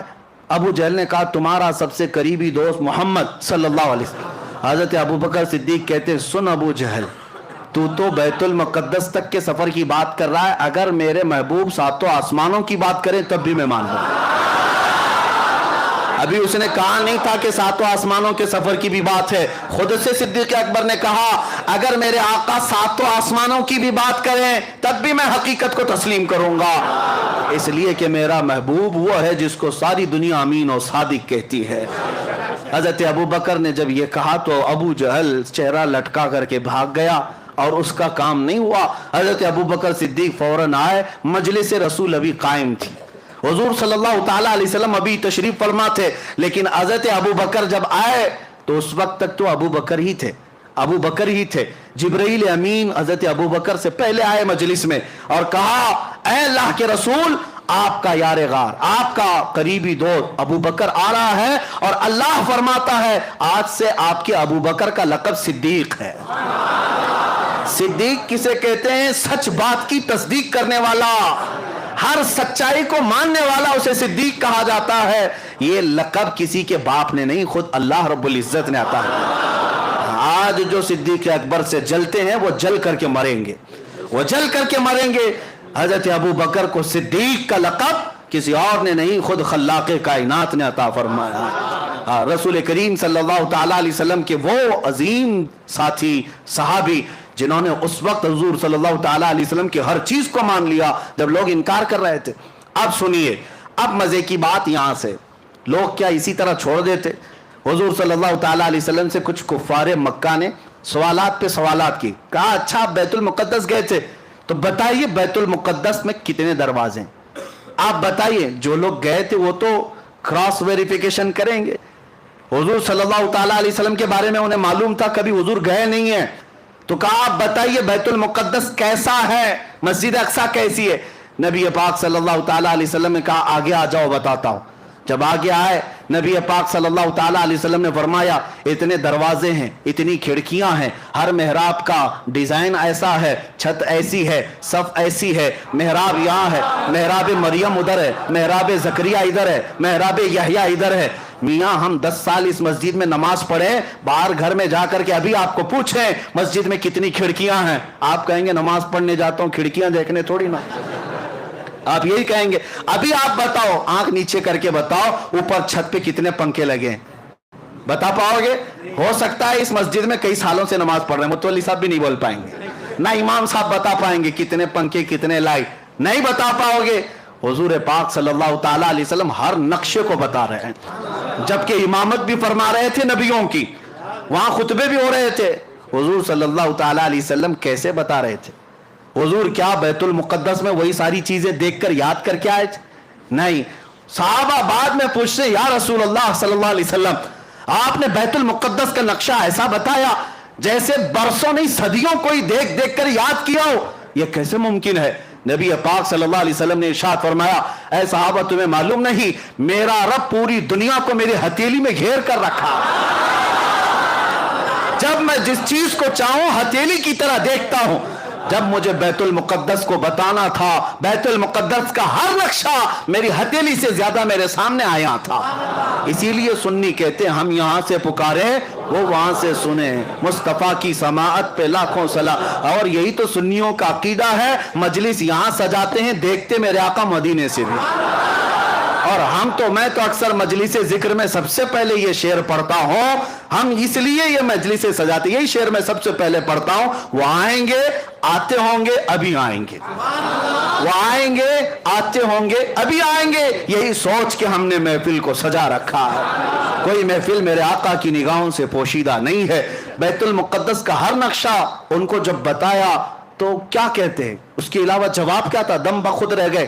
ایک بات یاد رکھیں، معراج کا واقعہ ایسی کسوٹی ہے، ایسی کسوٹی، صرف اس پر ایمان والا ہی اتر سکتا ہے۔ باقی منافق کے سامنے جتنی بھی دلیلیں لاؤ، اس کا چہرہ کالا کا کالا ہی رہے گا۔ نہیں ماننا ہے، نہیں ماننا ہے۔ آپ کو کیا لگتا ہے یہ جتنے باہر سن رہے ہوں گے دور سے، ہم میری ریکارڈنگ سنتے ہیں اور اس کے بعد پھر غلط میسج بھیجتے ہیں، یہ کہاں سے ثابت، وہ کہاں سے ثابت؟ ہم تو یہی کہتے ہیں الحمدللہ ہمارے نصیب سے ثابت ہے۔ مصطفیٰ کی محبت کا چشمہ لگاؤ، سب اجلا ہی دکھے گا۔ اور تم نے پہلے سے منافقت کا لال چشمہ پہنا ہے، اجلے کو بھی دیکھو گے لال ہی دکھے گا۔ چشمہ اتارو، غلطی چشمے کی ہے، جیسا چشمہ لگاؤ گے ویسا نظر آئے گا۔ اعلیٰ حضرت کی نظروں سے دیکھو، غریب نواز کی نظروں سے دیکھو، میرے آقا کو دیکھنا ہے غوث اعظم کی نظروں سے دیکھو، اور کتوں کی نظروں سے دیکھو گے، منافقین کی نظروں سے دیکھو گے، میرے آقا کیسے نظر آئیں گے؟ اور تم جو بھونکتے ہو نبی امتیوں کے برابر تھے، تو تم ابو جہل کا چشمہ لگائے ہو، ابو جہل کو ویسی نظر آتے تھے۔ ابو لہب کا چشمہ لگائے ہو، تمہیں وہ سارے چشمے مبارک، ہمیں صدیق اکبر کی آنکھیں مبارک۔ حسان بن ثابت کی نظروں سے دیکھو، پھر دنیا پکار کر کہے گی وَأَحْسَنُ مِنْكَ لَمْ تَرَ قَطُّ عَيْنِي وَأَجْمَلُ مِنْكَ لَمْ تَلِدِ النِّسَاءُ۔ یا رسول اللہ، آپ سے زیادہ حسین میری آنکھوں نے دیکھا ہی نہیں، آپ سے زیادہ خوبصورت کسی ماں نے جنا ہی نہیں۔ میرے عزیزوں، دیکھنے کے لیے نظروں کی بھی بات ہے۔ کیا میں یہ جھوٹ بات کہہ رہا ہوں؟ چشمہ جیسا لگاؤ گے ویسا لگے گا۔ کوئی بیچارے کالا چشمہ دن میں لگا کر کیا اور کہتی اتنی جلدی رات ہو گئی، جبکہ دوپہر کے 12 بج رہے تھے۔ قصور سورج کا نہیں تھا، قصور ان کے چشمے کا تھا۔ چشمہ کالا اتارو، سورج صاف نظر آئے گا۔ اسی لیے میرے آقا کو دیکھنا ہو تو یہ بغض کا چشمہ اتارو، بریلی کا چشمہ لگاؤ، عشق مصطفیٰ کا چشمہ لگاؤ، پھر دیکھو مقام مصطفیٰ نظر آئے گا۔ تم ادھر ادھر کی کہتے رہو کہ حضور کو یہ نظر نہیں آتا، وہ نظر نہیں آتا، یہ سب تمہارے چشمے کا قصور ہے۔ بریلی کا چشمہ لگاتے ہی زبان کہنے لگتی ہے سرور کہوں کہ مالک و مولا کہوں، باغ خلیل کا گل زیبا کہوں تجھے، حیران ہوں میرے شاہ میں کیا کیا کہوں تجھے، لیکن رضا نے ختم سخن اس پہ کر دیا، خالق کا بندہ خلق کا۔ نظروں کی بات ہے، نظروں کی بات ہے، منکرین کا کوئی علاج نہیں ہے میرے عزیزوں۔ ہاں، شیخ سعدی رحمت اللہ علیہ فرماتے ہیں حاسد کا علاج کیا ہے، حسد کرنے والے کا علاج کیا ہے؟ شیخ سعدی سے پوچھا گیا، سب کا علاج کچھ نہ کچھ ہے، کوئی دوا ہے، کوئی نسخہ ہے، کوئی تربیت ہے۔ شیخ سعدی سے پوچھا گیا حاسد کا علاج کیا ہے؟ فرماتے حاسد کا علاج یہ کہ مر جائے، موت ہی علاج ہے، مرنے سے پہلے تک وہ سدھرے گا نہیں۔ ہاں، موت علاج ہے، اس سے پہلے اس عادت سے چھٹکارا ممکن نہیں ہے۔ اب سنو، حضور پاک صلی اللہ تعالی علیہ وسلم نے بیت المقدس کے پورے مناظر بتا دی۔ اب مکہ کے کچھ کفار آئے اور کہا اچھا آپ بیت المقدس تک گئے، کہاں سے گئے؟ مسجد حرم سے بیت المقدس تک گئے۔ اب سنیے، ان لوگوں نے کہا کچھ ہمارے عرب کے قافلے بھی اس سفر پہ گئے ہیں، اس راستے سے کچھ قافلے بھی گئے ہیں۔ اب محمد عربی صلی اللہ علیہ وسلم آپ بتائیے کیا ان قافلوں میں سے کوئی قافلہ آپ کو نظر آیا؟ حضور پاک صلی اللہ علیہ وسلم نے فرمایا ہر قافلہ نظر آیا۔ فرماتے ہیں 3 قافلے گئے ہیں تمہارے یہاں سے، 3 قافلوں میں کون ہے، کتنے لوگ ہیں، وہ بھی حضور بتانے لگے۔ فرماتے ہیں میں جب مقام روحہ میں تھا تب پہلا قافلہ تمہارا ملا، پہلا قافلہ، اور حضور بتاتے ہیں اس کے ساتھ کیا کیا ہوا۔ تمہارا وہ قافلہ چل رہا تھا، ادھر ہی جا رہا تھا فلسطین کی طرف، لیکن ان کا ایک اونٹ گم ہو گیا تھا، ان کا ایک اونٹ گم ہو گیا اور وہ قافلہ رک گیا تھا، اور مجھے پانی کے لیے پیاس لگی، میں اترا براق کی سواری سے اور اس اونٹ کے کجاوے میں دیکھا پانی پڑا ہوا تھا اور میں وہ پانی اٹھا کر پی لیا۔ ان ظالموں کو جو کہتے ہیں حضور کو خواب میں معراج ہوئی تھی، پوچھو حضور خواب میں پانی پیے تھے؟ ہاں، حضور صلی اللہ علیہ وسلم فرما رہے ہیں اس قافلے کا پانی جو اونٹ گم ہوا تھا اس کے پالان میں پانی رکھا تھا، میں نے پانی پیا۔ اتنے میں ڈھونڈتے ڈھونڈتے اس قافلے کا ایک آدمی آ گیا اونٹ کے پاس، تو میں نے زور سے سلام بھی کیا اس آدمی کو۔ اس آدمی نے کہا یہ تو محمد کی آواز ہے، اس نے جواب دیا اور کہا یہ محمد کی آواز ہے۔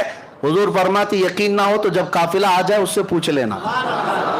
ایک قافلہ، فرماتے ہیں دوسرا قافلہ مقام ذی فجا، یہاں پر میں نے دیکھا، دوسرا جو تجارت کا تمہارا قافلہ گیا ہے اس کے ساتھ کیا ہوا وہ بھی میں بتاتا ہوں۔ हुजूर सल्लल्लाहु अलैहि वसल्लम फरमाते हैं दूसरा काफिला जब मेरे बुराक की सवारी उसके पास से गुजर रही थी, एक ऊंट ऐसा है जिसके ऊपर दो भाई बैठे हुए थे, दो करीबी दोस्त भी थे, भाई भी थे, और वो दोनों एक ही ऊंट पर बैठे हुए थे। मेरी बुराक की सवारी उस ऊंट के पास से गुजरी तो ऊंट बिदक गया। ऊंट जो है बिजली की तेजी की तरह देखकर बिदक गया, जिसकी वजह से वो दोनों ऊंट के नीचे गिर पड़े। एक का पैर टूट गया, एक का हाथ टूट गया है। हुजूर ने फरमाया और उन्होंने मरहम पट्टी की हुई है, यकीन ना हो तो काफिला जब आ जाए तब पूछ लेना। ये भी बताया। उसके बाद हुजूर सल्लल्लाहु ताला अलैहि वसल्लम ने फरमाया तीसरा काफिला मक्का में तलवीन में था। मक्का के कुफार ने कहा उसका भी कुछ बताइए, वो क्या था?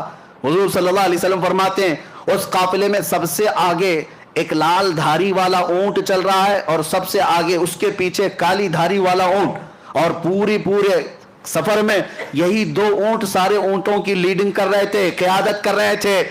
और यकीन ना हो तो पूछ लेना, इन दो ऊंटों के अलावा क़यादत में उनके पास कोई ऊंट नहीं था। ये सबसे अच्छे ऊंट थे, इस पर सवारी करते हुए जा रहे थे। मक्का के कुफार इतनी रोशन बातें सुन रहे हैं, ये कोई कहानी तो नहीं हो सकती। और जाहिर सी बात है क्रॉस वेरिफिकेशन करने के लिए वहां मौजूद है, अभी वक्त है। नबी पाक सल्लल्लाहु ताला अलैहि वसल्लम ने फरमा दिया तो क्या ये इसी तरह की बातें थी? हाँ, सेटिंग वाली बातें तो नहीं है किसी बाबा की कि पहले से सारी सेटिंग कर ले। मेरे अजीजों, नबी पाक सल्लल्लाहु ताला अलैहि वसल्लम ने बयान फरमा दिया और उसके बाद उन लोगों ने ये भी पूछा अच्छा जब इतनी अलामतें आपने बता दी हैं तो अभी ये भी बता दी ये काफिले वापस कब आएंगे, ये काफिले वापस कब आएंगे? अल्लाह अकबर। मैं कभी कभार सोचता हूं वो कुफ्फारे मक्का का अकीदा ये था कि हुजूर ये भी जानते हैं कि कब लौटेंगे, कहां हैं ये भी जानते थे, इसीलिए तो बार बार हुजूर से पूछते थे, हुजूर से पूछते थे। और उनका अकीदा था कि हुजूर गैब जानते हैं। अब हुजूर ने वो भी बताया अच्छा तुम ये पूछ रहे हो, सुनो, पहला काफिला सूरज निकलते ही आ जाएगा। कल सूरज के निकलते साथ पहला काफिला मक्का में पहुंचेगा। दूसरा काफिला ऐन निस्फुन नहार दोपहर के वक्त आ जाएगा। तीसरा काफिला सूरज के डूबते साथ ही आ जाएगा, जैसे सूरज डूबेगा काफिला आ जाएगा। मक्का के कुफार कहने लगे इतनी बड़ी बड़ी बातें क्या क्या मोहम्मद सल्लल्लाहु अलैहि वसल्लम की। पूरे जितने थे सारे गुरु घंटाल मक्का की चोटियों में जाकर बैठ गए, पहाड़ों पर जाकर बैठ गए कि अब तो देखना ही है कि काफिले आते भी हैं या नहीं आते। अल्लाहु अकबर। हदीस में मौजूद है सबके सब जाकर रात भर बैठे रहे, उनको देखना था, रात भर बैठे रहे। सूरज निकलने को करीब था, सबकी गर्दनें ऊंची, एक तरफ सूरज के निकलने को देख रहे, दूसरी तरफ कहां से आने वाला है, कौन सा काफिला है। सहाबा भी गए हुए थे, सहाबा भी गए हुए थे, क्योंकि जहां हिजू करने वाले होते हैं वहां तारीफ करने वाले भी पहुंचते हैं। मेरे आका के उशाक किसी मैदान में पीछे नहीं रहते, जहां तुम भौंकोगे और हम अपने नबी के परचम लहराएंगे। हुजूर पाक सल्लल्लाहु ताला अलैहि वसल्लम के उशाक पहुंचे हुए थे, सहाबा थे। अब सूरज निकलने लगा, सूरज की पहली रोशनी पड़ी तो सब तो सूरज की तरफ देख रहे थे। किसी काफिर ने जोर से पुकार कर कहा वो देखो सूरज तुलू हो गया। सहाबा ने, उसमें दूसरे एक सहाबी ने पुकार कर कहा तू सिर्फ सूरज देख रहा, वो देख ऊंट से काफिला भी आ गया। उसका जुमला भी अभी कंप्लीट नहीं था कि पहला काफिला मक्का में आ रहा था। सबने देखा और उसके बाद अब क्या चाहिए था, अब क्या चाहिए था। काफिला जैसी आया कुछ तो बगले खुजाते हुए ये तो जादू है, कहा ये तो जादू है, इतना बड़ा कैसे हो सकता है, ये जादू है। उसके बाद जब वो आया काफिला तो सबसे पहले उनको पकड़ करके लोगों ने पूछा क्या तुम्हारा फला आदमी है, एक ऊंट गुम हुआ था। उन लोगों ने कहा तुमको कैसे पता ऊंट गुम हुआ था, हम तो इतने लंबे सफर से आ रहे हैं। तो उन लोगों ने कहा ऊंट गुम हुआ था। उन्होंने कहा हाँ ऊंट गुम हुआ था। कहा कौन लाया है? फला बंदा। उसको हाजिर किया गया, उससे पूछा गया क्या तू ऊंट को, गुमशुदा ऊंट को तू पाया था? कहा हाँ मैं पाया था। उस वक्त कुछ बात आई थी? उसने कहा गुजरते हुए मुझे मोहम्मद की आवाज आई थी। अल्लाहु अकबर। कुफार कहने लगी ये तो जादू है, ये तो जादू है, और क्या क्या चाहिए, और क्या क्या चाहिए। ऐनक जब तक ना उतरेगी कुछ नजर नहीं आता, कुछ नजर नहीं आता। उसके बाद दोपहर तक इंतजार करते रहे। दूसरा भी देखते हैं मेरे अजीजों, मानने वाले को सिद्दीक ही काफी है। जिसको मानना था बगैर कुछ अलामत के, बगैर दलील के कहा या रसूल अल्लाह सदक़त या रसूल अल्लाह, आपने जो कहा है अल्लाह के हबीब सच कहा है, सच कहा है। मानने वाले को सब हुजूर का चेहरा ही काफी है, हुजूर की जुबान ही काफी है, लेकिन देखने वालों को अभी पेट भरता नहीं, और दलील चाहिए, और दलील चाहिए। दोपहर तक बैठे रहे, दोपहर होने के बाद कहा देखते हैं काफिला आता है कि ऐन दोपहर हुई, दूसरा काफिला भी इंटर हुआ, और जैसे ही वो काफिला आया गर्दनें ऊंची कर करके देख रहे थे, काफिले में आने वाला एक हाथ में पट्टी बांधा, दूसरा पैर में पट्टी बांधा। कहा मोहम्मद का जादू है, नाऊज़ बिल्लाहि मिन ज़ालिक। वो भी अलामत नजर आ गई, लेकिन कुछ को मानना था माने, और कुछ जो है शाम तक बैठेंगे, तीसरा भी दिखता है कि नहीं, तीसरा काफिला भी आता है कि नहीं। अब मैं आपको मेरे मुस्तफा का मौजज़ा बताऊं, हुजूर की शान भी बताऊं। तीसरा काफिला जिसके बारे में मेरे आका ने बशारत दी थी मक्का में कि तीसरा काफिला जिसकी क़ियादत एक सुर्ख धारीदार ऊंट और एक काले धारीदार ऊंट कर रहे हैं, दोनों सबसे आगे चल रहे हैं, वापस आएंगे भी तो वही दो ऊंट सबसे आगे होंगे। अब ये तीसरे काफिले की इतनी वाज़ेह दलील, ऊंट कभी आगे हो सकता है कभी पीछे हो सकता है, हुजूर ने एग्जैक्ट कैसे बताया है, इतनी पक्की खबर। इसीलिए मैं कहता हूं औरों की खबरें और है, नबीउल अंबिया की खबर और। मेरे अजीजों एक बात कान खोल करके सुन लेना, आसमान जमीन पे आ सकता है, जमीन आसमान पे जा सकती है, मेरे मुस्तफा का कौल झूठा नहीं हो सकता, राई के दाने के बराबर भी गलत नहीं हो सकता। हुजूर ने जो फरमाया वो हक है। तीसरे काफिले के लिए शाम हो गई, सूरज डूबने को आ गया, लेकिन हुआ ये कि ये तीसरे काफिले का हाल ये था कि अभी मक्का से काफी दूर था, काफी दूर था, और रास्ता भटक गया, मक्का नहीं पहुंच सकता था। यानी यूं समझ लो कि सूरज डूबने में 5 मिनट रह गए और काफिले को पहुंचने में अभी 25-30 किलोमीटर बाकी है। आज के जमाने में 25-30 किलोमीटर 5 मिनट में नहीं तय कर सकते, ऊंट कैसे तय करते, इतना ही बाकी रह गया और ऊंट वो काफिला रास्ता भटक गया। हुजूर पाक सल्लल्लाहु ताला अलैहि वसल्लम मक्का में हैं लेकिन मुतमईन हैं, पुरसुकून है, इसलिए कि काफिले के बारे में हुजूर ने बशारत दे दी। उसके बाद सहाबा इकराम की जुबानी सुनो, इधर सूरज डूबने को है और काफिला नहीं आया, अब क्या होगा। हुजूर पाक सल्लल्लाहु अलैहि वसल्लम ने बशारत दी, हुजूर ने फरमाया रब का हुक्म है सूरज को कि उस वक्त तक नहीं डूबेगा जब तक काफिला नहीं आया। सबसे आखिरी किनारे पर सूरज जाकर रुका है, डूबना है सूरज को, मौला का हुक्म है सूरज उस वक्त तक डूब नहीं सकता जब तक मेरे हबीब का कौल सच्चा नहीं होता। वो रब्बे जुल जलाल है, इसी को आला हज़रत फरमाते हैं दो आलम की रजा चाहते हैं, खुदा की रजा चाहते हैं दो आलम, खुदा चाहता है रज़ाए मोहम्मद। रब ताला मेरे हबीब की रजा चाहता है। सूरज को हुक्म हो गया डूबना नहीं, डूबना नहीं उस वक्त तक। फरमाते हैं बहुत वक्त गुजर गया, सूरज जहां था वहीं ठहरा रह गया, सूरज जहां था वहीं ठहरा रह गया। आपने मौजज़ा पलट आने का तो सुना था, मौला अली की नमाज के लिए सूरज पलटाया गया, लेकिन मेरे आका का मौजज़ा ये है जब वो चाहे पलटा ले और जब चाहे डूबने से रोक भी दे। हाँ, इसी को हुजूर ताजुश शरिया रहमतुल्लाह ताला अलैह फरमाते हैं जहां में उनकी चलती है, जहां में उनकी चलती है वो दम में क्या से क्या कर दे, जमीन को आसमां कर दें, सुरैया को सरा कर दें, भरी जन्नत हिबा कर दें, नबी मुख्तार कुल हैं जिसे जो चाहें अता कर दें। मेरे अजीजों, सूरज डूबने से पहले जब आखिरी कतरा सूरज का बाकी था वैसे ही काफिला मक्का में नमूदार हो रहा था। अब मक्का के कुफार ने कहा अब इस काफिले वालों को देखने की भी जरूरत नहीं, पूछने की भी जरूरत नहीं, 2 काफिलों में जो हुआ वही यहां पर भी होगा। जादू है, जादू है, जिसको मानना था वो मानकर चले गए और जिन्हें इनकार करना था वो इनकार करते रहे।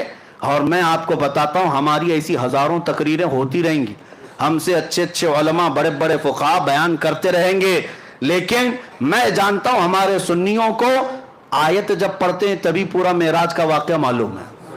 जब खतीब कहता है सुबहान अल्लज़ी अस्रा बिअब्दिही, आयत पता है ना, सुबहान अल्लज़ी अस्रा बिअब्दिही, जैसी खतीब ये आयत पढ़ता है हर सुन्नी को पता है मेराज का पूरा वाक़या बयान होगा। लेकिन हमारी हजारों तकरीरें हो जाएं, कुछ लोगों को नहीं समझना है, नहीं समझेंगे, चाहे उनको आयतें पढ़ो चाहे हदीसें पढ़ो, उनको नहीं मानना है। क्यों? काला चश्मा जो लगा हुआ है, اللہ کرے کہ وہ چشمہ اتر جائے اور عشق مصطفیٰ کا چشمہ لگائے.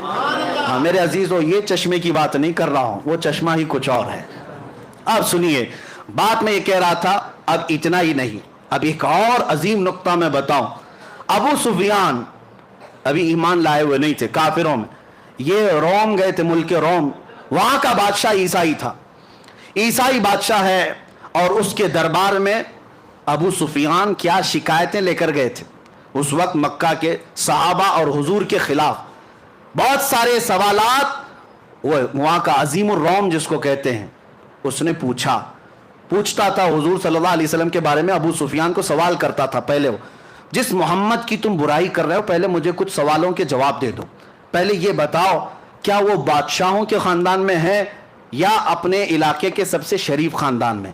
ابو سفیان کہتے میں چاہتا تو جھوٹ بولتا، لیکن وہاں صحابہ بھی تھے، سب لوگ کہتے کہ جھوٹا آدمی ہے اور میں جھوٹا ہونا پسند نہیں کرتا تھا. کافر وہ اس وقت کفار مکہ میں سے کہا کہ نہیں وہ بادشاہوں کے خاندان میں تو نہیں، لیکن مکہ کے سب سے شریف خاندان قریش میں. پھر بادشاہ نے پوچھا ان کے ماننے والے غریب ہیں کہ امیر ہیں؟ تو ابو سفیان نے کہا ان کے ماننے والے غریب ہیں. پھر اس نے پوچھا ان کے ساتھ جو جنگیں ہوتی ہیں کبھی شکست کبھی فتح ایسا ہے؟ تو سفیان نے کہا ہاں کبھی شکست کبھی جیت. تقریباً 16-17 سوالات اس عظیم الروم بادشاہ نے جو عیسائی تھا اس نے کیا. اور اس کے بعد ابو سفیان سے وہ بادشاہ کہتا ہے جتنے میں نے سوالات کیے یہ سب پرانی کتابوں میں آخری نبی کی علامتیں بیان کی گئی، اور جو میں نے سوال کیا سب تو نے جواب دیا، یقیناً وہ آخری نبی ہے. ابو سفیان کہتے ہیں کہ میں تو گھبرا گیا، میں تو ان کو ڈیمیج کرنے آیا تھا. میں تو اس بادشاہ کے پاس عظیم الروم ہرقل کے پاس میں یہ کہنے آیا تھا کہ وہ سب سے برے لوگ ہیں اور وہاں مکہ میں فساد مچائے، لیکن اس کی تو بات ہی الگ. اب ابو سفیان کہتے ہیں کہ میرے پاس ایک اور آخری حربہ تھا، ایک آخری ہتھیار تھا کہ ان لوگوں کو میں کہوں اچھا سنو، جتنی علامتیں تم نے سنی وہ الگ بات ہے، ایک ایسا میں قصہ سناتا ہوں جس کے بعد تم ہنس پڑو گے. کہا کہ کیا قصہ ہے؟ کہا اسی محمد کا قصہ ہے، وہ ایسا قصہ سناتا ہے جس سے عقلیں ہنسنے لگ جاتی ہیں. کہا سنا تو کیا قصہ ہے؟ تو ابو سفیان سنانے لگے. وہ کہتے ہیں محمد ایک رات وہ حرم میں سوئے ہوئے تھے اور کوئی فرشتہ آیا اور انہیں اٹھا کر لے گیا، اور وہاں سے وہ بیت المقدس گئے براق کی سواری لے کر، اور وہاں پر جا کر انہوں نے سواری کو باندھ دیا اور بیت المقدس میں جا کر امامت کی. پھر آسمان وہ سب سنانے لگے. اور پھر اسی وقت دربار میں بیٹھا ہوا 90 سال کا ایک عیسائی پادری جس کے لیے بادشاہ بھی جھک جاتا تھا، 90 سال کا پادری تھا، وہ وہاں محفل میں بیٹھا ہوا تھا. صاحب تو دیکھنے آئے تھے کہ عرب والے کیا نئی خبر لے کر آئے. جیسے ہی محفل میں ابو سفیان یہ واقعہ اس لیے سنا رہے تھے کہ ان کو لگ جائے کہ جھوٹا قصہ کتنا بڑا گڑا ہوا قصہ ہے. وہ پادری کھڑا ہو گیا، اچھا یہ بتاؤ یہ تاریخ کیا تھی، یہ تاریخ کیا تھی؟ تو ابو سفیان نے کہا وہ 27 رجب کی تاریخ تھی. کہا بادشاہ میرے پاس ایک اور قصہ ہے میں سنانا چاہتا ہوں. بادشاہ نے کہا کیا ہے؟ کہا اس کو اب اتنا قصہ روک دو. ابو سفیان نے سنایا. کہا میں بیت المقدس کی خدمت پر مامور پادری ہوں، میں بیت المقدس کا صفائی بھی کرمچاری اور وہاں کے امامت اور دیگر ذمہ داریوں کا متولی ہوں. لیکن جو تاریخ ابو سفیان بتا رہا ہے اس تاریخ کو رات کو میں بیت المقدس کے سارے دروازے بند کرتا ہوں، میں بند کرتا ہوں. میں آپ کو بتاتا ہوں ایک رات ایسی آئی تھی اور وہ 27ویں رات ہی تھی شب یہ رجب کی کہ میں بیت المقدس کا سب سے بڑا دروازہ بند کرنے گیا، کسی طاقت کو لگائے وہ بند ہی نہیں ہوتا تھا، بند ہی نہیں ہوتا تھا. یہاں تک کہ میں اکیلا نہیں، پھر لوگوں کو بلایا، سب کو بلایا آؤ دروازہ بند کریں، کیونکہ وہ کعبہ تھا اس زمانے کا، سارے لوگ اس کی طرف، بیت المقدس مرکز اور قبلہ ہے، لوگ اس کی طرف منہ کر نماز پڑھتے عبادت کرتے. سب کو بلایا گیا، سبوں نے طاقت لگا دی، دروازے کو نہ ہلنا تھا نہ ہلا. وہ پادری کہتا ہے ایسی سخت بات اور تعجب کی بات اس سے پہلے میں دیکھا ہی نہیں. تو دروازہ بند نہیں ہوا. تو رات کو ہم سب نے یہ مشورہ کیا چلو اب تھک گئے سو جاتے ہیں، دیکھتے ہیں کل سب بیٹھ کر کے بڑے بڑے علماء کو بلائیں گے اور کیا ہوگا اس پر. وہ کہتا ہے وہ عالم تھا اس زمانے کا، 90 سال کی عمر ہو گئی. کہا میں جا کر سو گیا، سب چلے گئے سو گئے. صبح جب ہم اٹھ کر کے آئے तो दरवाजे को हल्का हिलाने से ही बंद हो गया, दरवाजे को सिर्फ हाथ ही लगाया तो बंद हो गया। मैंने देखा ये माजरा क्या है, ये माजरा क्या रात को पूरी ताकतों से बंद नहीं हुआ? मैंने देखा कुछ अलग मसला है। तो कहता है अंदर कदम रखा तो भीनी भीनी खुशबू भी आ रही थी, माहौल बदला बदला लग रहा था। और उसके बाद मैंने नजर बाहर डाली तो देखा पत्थर में सुराख है, और ऐसा सुराख है जैसे किसी घोड़े की रस्सी बांधी हुई है, रस्सी का टुकड़ा टूटा हुआ वहां पर लगा हुआ है। मैंने देखा ये ताज्जुब की बात क्या है? सारे उलमा को बुलाकर पूछा, सब इस गुत्थी को सुलझाने से रह गए, हम आजिज थे, उस वक्त से गुत्थी सुलझ नहीं रही थी। अबू सुफियान तुम्हारा शुक्रिया, वो गुत्थी भी सुलझा दी। अल्लाह अकबर। अबू सुफियान मुंह लटका कहा, मैं तो ये किस्सा इसलिए सुना रहा था कि मैं कह दूं कि सबसे झूठा किस्सा है। ये पादरी कैसा है कि कहता यही सबसे सच्चा किस्सा है, यही सबसे सच्चा किस्सा है। कहा यकीनन तुम जो कह रहे हो ऐसा हुआ होगा, इसलिए कि वो दरवाजा जो खुला था वो किसी और के लिए नहीं, मोहम्मद रसूलुल्लाह के लिए। खुद मेरे आका ने, मैंने मेराज का वाकया शुरू करते ही बताया था, हुजूर ने खुद फरमाया जब मैं बैतुल मुक़द्दस गया था तो दरवाजा खुला हुआ था। वो पादरी कहता है उस रात दरवाजा खुला ही रह गया। मेरे आका सल्लल्लाहु ताला अलैहि वसल्लम ने जितनी बातें बताई मिनो आम थी। अब जिसे मानना है माने, जिसे ना मानना है ना माने, लेकिन अब मैं चंद ही बातों के साथ अब अपनी गुफ्तगू को समेटता हूं। ये वक्त गुजरता जाएगा और मेराज का वाकया खत्म नहीं होगा। अब आप सोचें, वाकया सुनाने के लिए रातें ना काफी, लेकिन मेरे मुस्तफ़ा के लिए सफर कितना छोटा है। रब तबारक व तआला ने, यही आला हजरत फाजिल बरेलवी रदी अल्लाह तआला अन्हु के साथ हुआ कि आला हजरत बैठे हुए थे, एक साहब मोहसिन काकोरवी साहब एक कसीदा लिख कर के लाए और कहा कि मैं मेराज का कसीदा लिख कर के लाया। उसमें गंगा जल काशी मथुरा का जिक्र था। तशबीह देने के लिए शायर करते हैं, कभी जो है महबूब को लैला कहते हैं, कभी अपने हबीब को मजनू कहते हैं। सब लैला मजनू होते नहीं, लेकिन नाम दिए जाते हैं शायरी में। कभी जो है शराब का जिक्र होता है, मैं का जिक्र होता है। हकीकी ये धतूरा शराब नहीं होती, लेकिन शायर इस्तिआरा के तौर पर लेते हैं। इसी तरह वो काकोरवी साहब गंगा जल मथुरा काशी से तशबीह देते हुए कहा सफर मेराज का। आला हजरत उस वक्त सो रहे थे, जोहर की नमाज पढ़कर आए। काकोरवी साहब कहा कि मौलाना अहमद रजा साहब एक कसीदा लिख करके लाए हूं। कहा सुनाइए।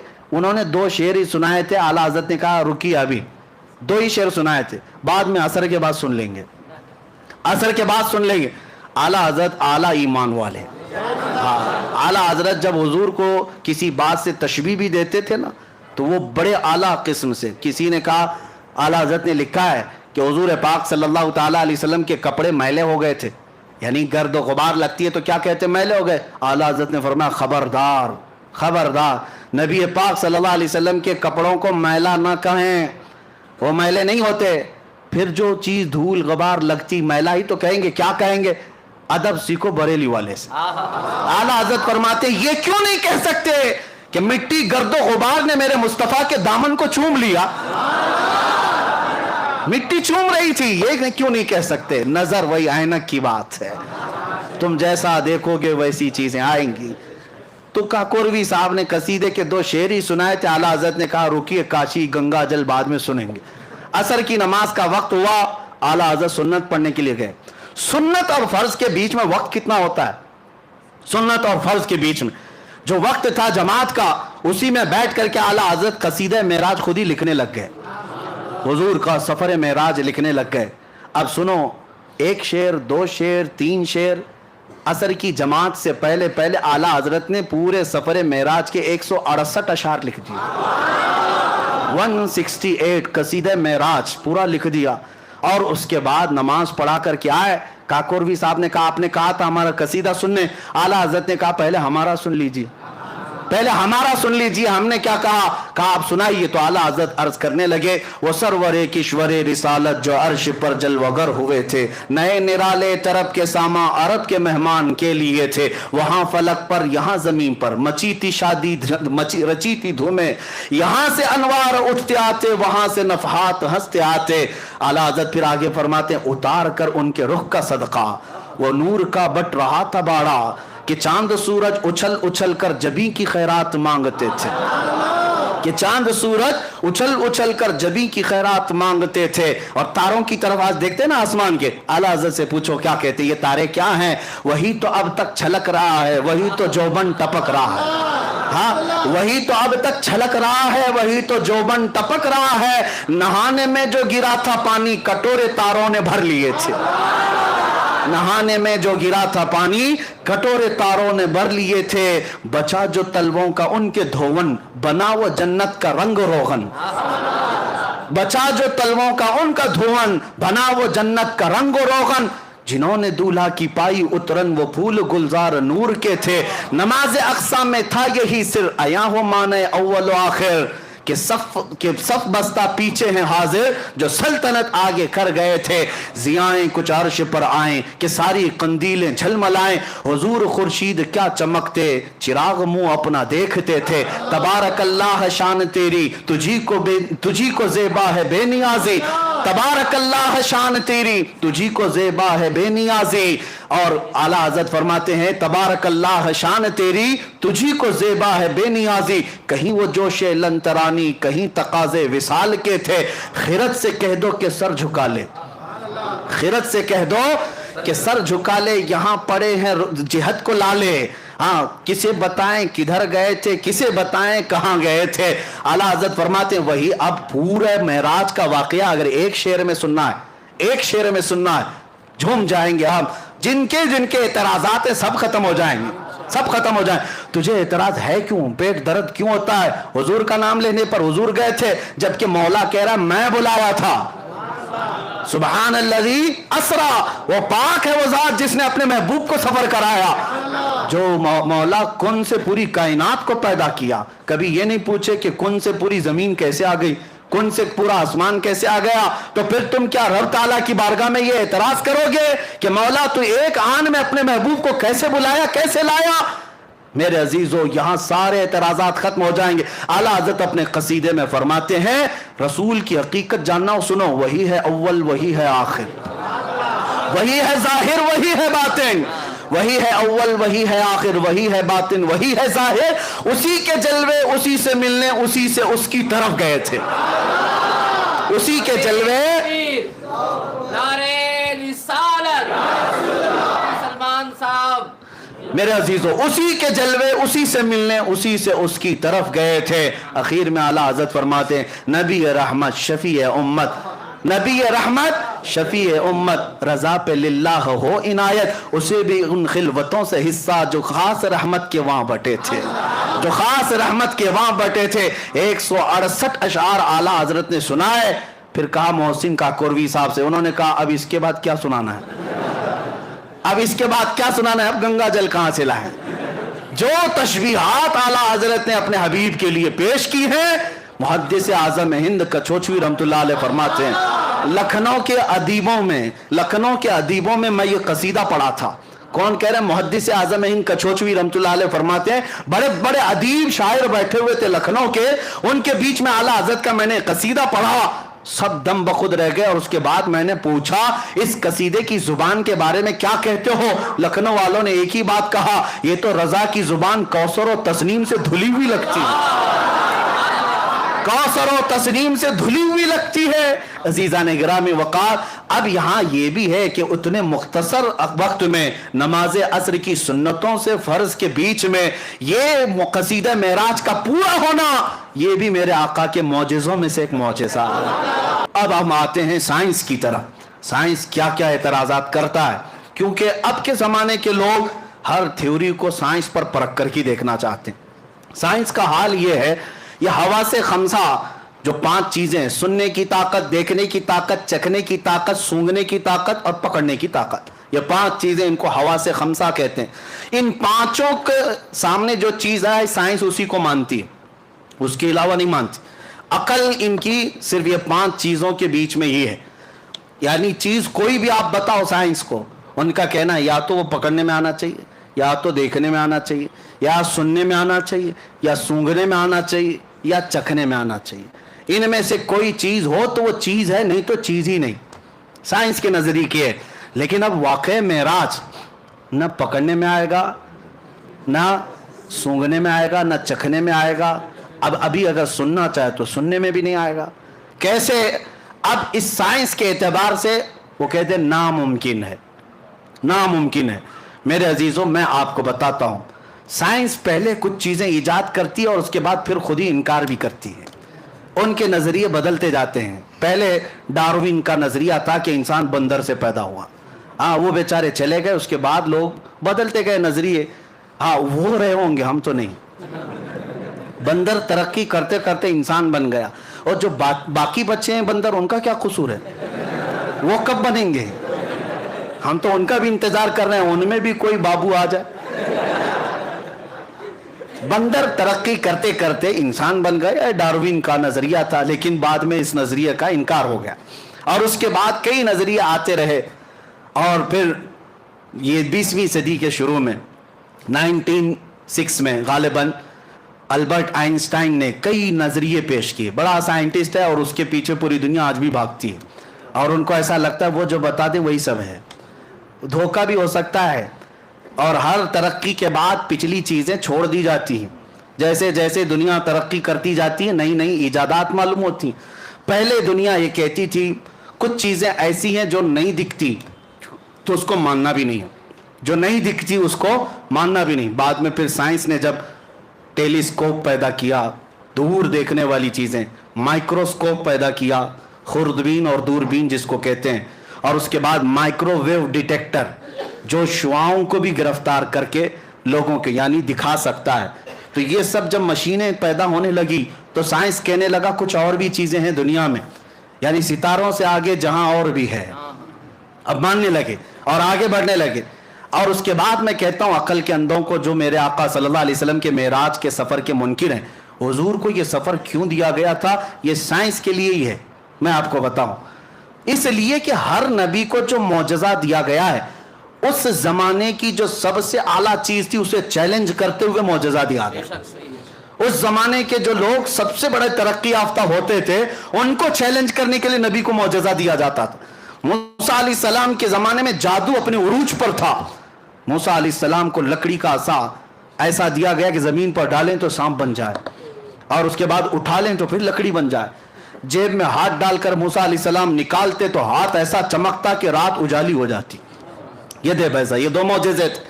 اس زمانے کے جادوگر حیرت میں تھے ایسا کیسے ہو سکتا ہے، کیونکہ وہ چھوٹی چھوٹی رسیوں سے وہ بھی سانپ بنا لیتے تھے. اب میں آپ کو بتا دوں معجزے اور جادو میں فرق کیا ہے. آپ سوچیں گے موسیٰ علیہ السلام کا مقابلہ فرعون کے جادوگروں کے ساتھ ہوا تھا. میں پوچھ رہا ہوں ٹائم کوئی مسئلہ تو نہیں ہے؟ ہاں، آج معراج کی شب ہے، کسی کو جانا ہے میں پابند نہیں کرتا، جس کو جانا ہے وہ جا سکتے ہیں، جسے بیٹھنا ہے وہ بیٹھ سکتے ہیں. اللہ تبارک و تعالی رحم فرمائے. اب آپ کبھی یہ سوچتے ہیں کہ جادوگر وہاں پورے آئے تھے فرعون کے بھلاوے پر، سب کو فرعون نے کہا تم اپنا دکھاؤ، موسیٰ اپنا دکھائیں گے. سبوں نے رسیاں زمین پر ڈال دی، چھوٹے چھوٹے سانپ بن گئے. موسیٰ علیہ السلام نے لکڑی ڈالی، بڑا اژدہا بن گیا، اور وہ اژدہا سارے سانپوں کو نگل گیا. جادوگر پھر دوسرے سانپ بنا لیتے، کیوں نہیں بنائے؟ بلکہ قرآن میں ہے قالوا آمنا برب موسیٰ و ہارون، سبوں نے پکار کر کہا موسیٰ و ہارون کے رب پر ہم ایمان لاتے ہیں.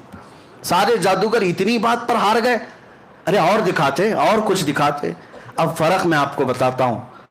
جادوگر جو دکھاتا ہے وہ جادو چیزوں کو بدلتا ہے.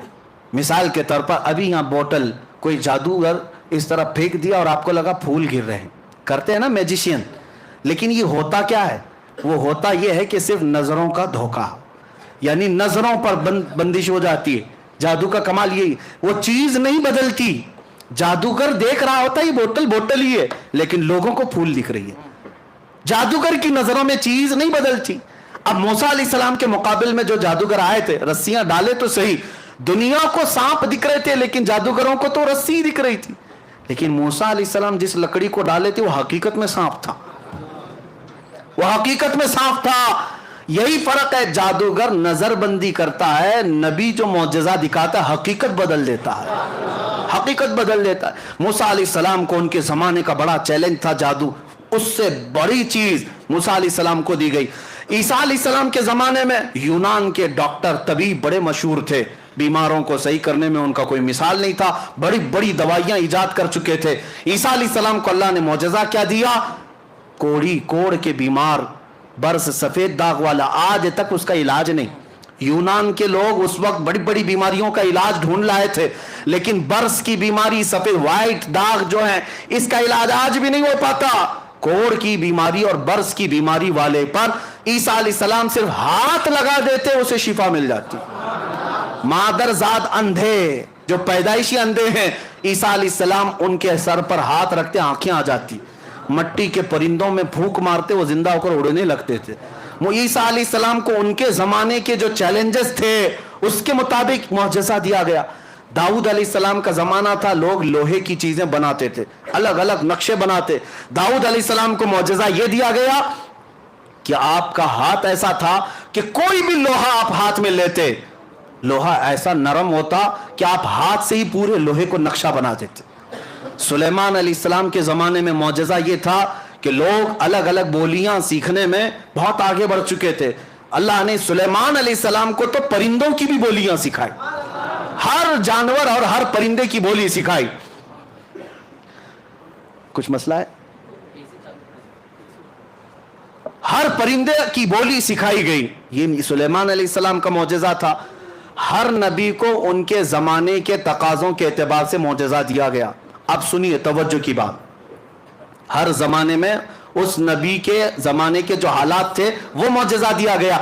मूसा अलैहिस्सलाम को असा का मुअजिज़ा, ईसा अलैहिस्सलाम को शिफा का मुअजिज़ा, दाऊद अलैहिस्सलाम को लोहा नरम करने का मुअजिज़ा, सुलेमान अलैहिस्सलाम को परिंदों की बोली का मुअजिज़ा, हजरत सालेह अलैहिस्सलाम को मुअजिज़ा दिया गया। आपने लकड़ी मारी, पत्थर से ऊंटनी पैदा हो गई, पत्थर से ऊंटनी पैदा हो गई। उनके जमाने में लोग फख्र करते थे, हम पहाड़ों को तराश कर घर बना लेते हैं। सालेह अलैहिस्सलाम ने फरमाया, तुम तो हाथों से सिर्फ नक्शे बनाकर घर बनाते हो, मैं पत्थर को लकड़ी मारूं तो ऊंटनी पैदा हो जाए। तो उस जमाने के लोगों के सामने जो नबी मुअजिज़ा दिखाते थे, कोई भी उस नबी के मुअजिज़े तक नहीं पहुंच सकता था, अक्लें आजिज हो जाती। उनके जमाने के जो जो चैलेंजेस थे सब मुअजिज़े दिए गए। अब तवज्जो, सैयदुल अंबिया की बारी आई, मोहम्मद रसूलुल्लाह का जमाना आया। मेरे आका सल्लल्लाहु अलैहि वसल्लम को क्या मुअजिज़ा देना था? कौन सा चैलेंज था हुजूर के जमाने का? जाहिर सी बात है, हर जमाने के जो जो तकाज़े उसी एतबार से मुअजिज़े दिए गए। रब्बे जुल जलाल के इल्म में है, मौला करीम जानता है, मेरा हबीब आखिरी नबी है। अब जो मुअजिज़ा देना है वो क़यामत तक चलना चाहिए। जो मुअजिज़ा होगा वो क़यामत तक पुराना भी नहीं होना चाहिए। ऐसा मुअजिज़ा रसूल को देना है, क्योंकि उन नबियों का जमाना भी लिमिटेड था, उम्मत भी लिमिटेड थी। मेरे रसूल का ना जमाना लिमिटेड है ना उम्मत लिमिटेड है। जमाना क़यामत तक है और उम्मत भी बेहिसाब है। अब हुजूर को मुअजिज़ा ऐसा देना है जो हर जमाने के लिए चैलेंज हो, हर जमाने के लिए चैलेंज हो। अब देखो, अल्लाह ने अपने हबीब को एक मुअजिज़ा नहीं दिया। हर नबी रहमत, आखिरुल अंबिया की उम्मत कई किस्मों की है। इसमें अमेरिका वाले भी होंगे, अफ्रीका वाले भी होंगे, हिंदुस्तान वाले भी होंगे, पाकिस्तान वाले भी होंगे, अरब वाले भी होंगे, सब होंगे। सबकी तबीयतें भी अलग, सबके ख्यालात भी अलग, सबकी तरक्कियां अलग, सबका इल्म अलग, लेकिन हैं सब आखिरुल अंबिया की उम्मती। अब मुअजिज़ा ऐसा देना है रसूल को जो क़यामत तक चलना है। अब रसूल को पहला मुअजिज़ा दिया गया कुरान अजीम। ये मुअजिज़ा कुरान, कुरान एक मेरे आका का मुअजिज़ा है। मैं कहता हूं, बैठे हुए छोटा भी बच्चा, हम में से 12 साल का लड़का, उठो, मैं खुली इजाजत देता हूं, पूरे मोहल्ले में, पूरी दुनिया में चीख चीख करके जालिमों को पुकार कर कहो, तुम्हें इजाजत मैं देता हूं, और खुल करके डरने की बात नहीं कि लाओ, अगर तुम्हारी हिम्मत है तो कुरान के बराबर की एक किताब। क्योंकि ये चैलेंज कुरान में आज तक चल रहा है, आज तक चल रहा है, और अभी तक कोई दूसरा कुरान आया नहीं आया। जो लाने की कोशिश कर रहे थे बेचारे चले गए, है बदलने की कोशिश की। अभी 1 साल पहले बेचारा एक राफजी कुत्ता निकला था और कहा कि कुरान में से मैं 26 आयतें निकाल करके नया कुरान बना रहा हूं। वो पता नहीं कहां है, कुरान कहां गया उसका और वो कहां गया पता नहीं। नाम भी बदल गया, धर्म भी बदल गया, बीवी भी भाग गई, बच्चे भी भाग गए, और कहीं सड़क पर पड़े रह गए। और इसी को आला हजरत ने समझाया था, या रसूल अल्लाह, जो तेरे दर से यार फिरते हैं, जो तेरे दर से यार फिरते हैं, दर बदर यूं ही खार फिरते हैं। हुजूर को छोड़ा तो दर दर की ठोकरें। बेचारे किसी के यहाँ गए थे कुछ टुकड़े हासिल करने के लिए, लेकिन उन लोगों ने तो हड्डियां भी नहीं डाली, हड्डियां भी नहीं डाली, और वहां तो हड्डियों का तस्वर ही नहीं है। मिलता तो क्या मिलता, हाँ सूखा वेज मिलता, लेकिन वो भी नहीं मिला, वो भी नहीं मिला। और बाद में आ गए बेचारे, अब पुकार पुकार कर कहते हैं कि अब हमारा क्या होगा, ना इधर के रहे ना उधर के रहे, अब नाम भी क्या रखें पता ही नहीं चलता, क्या रखें, बीज का नाम रखना होगा, कोई बीज का नाम। इसीलिए कुरान को बदल दिया, जिंदगियां बदल गई, इस्लाम नहीं बदल। एक मौजज़ा ये मेरे मुस्तफ़ा का आज भी चैलेंज चल रहा है। अमेरिका ने भी कोशिश की है, बहुत सारे लोग अल फुरकान नाम से भी बनाए, अल फुरकान नाम से, और कुरान के अलग अलग अंदाज बनाए। लेकिन मुसलमानों मुझे बताओ, क्या तुम्हारे तक पहुंची वो किताब? कहीं पहुंची? बल्कि मैं कहता हूं हमारे अंदर 1000 फिरके क्यों ना हो जाएं, हर एक यहाँ कुरान अल्हम्दुलिल्लाह से शुरू होता है वन्नास पे खत्म होता है। इस बात पर सबका इजमा है, सबका इत्तेफाक है। कुरान सब देवबंदी भी वही पढ़ते हैं, अहले हदीस भी वही पढ़ते हैं, शिया भी वही पढ़ते हैं, सब कुरान वही पढ़ते हैं सारे, और भी बहुत सारी चीजें हैं। लेकिन कुरान एक ऐसा मौजज़ा है मेरे मुस्तफ़ा का, उसको कोई बदल नहीं सका और ना उसकी मिसल ला सका। यह हर जमाने का चैलेंज और क़यामत तक चलता रहेगा, चलता रहेगा। अब दूसरा मौजज़ा हुजूर का जो बहुत आला होना था, चैलेंज। अब देखें हर नबी, फिर ज़हन में बात रखें, हर नबी को अल्लाह ने वो मौजज़ा दिया जो उस जमाने के लोगों का उरूज का काम होता था, उनको चैलेंज करने के लिए दिया गया।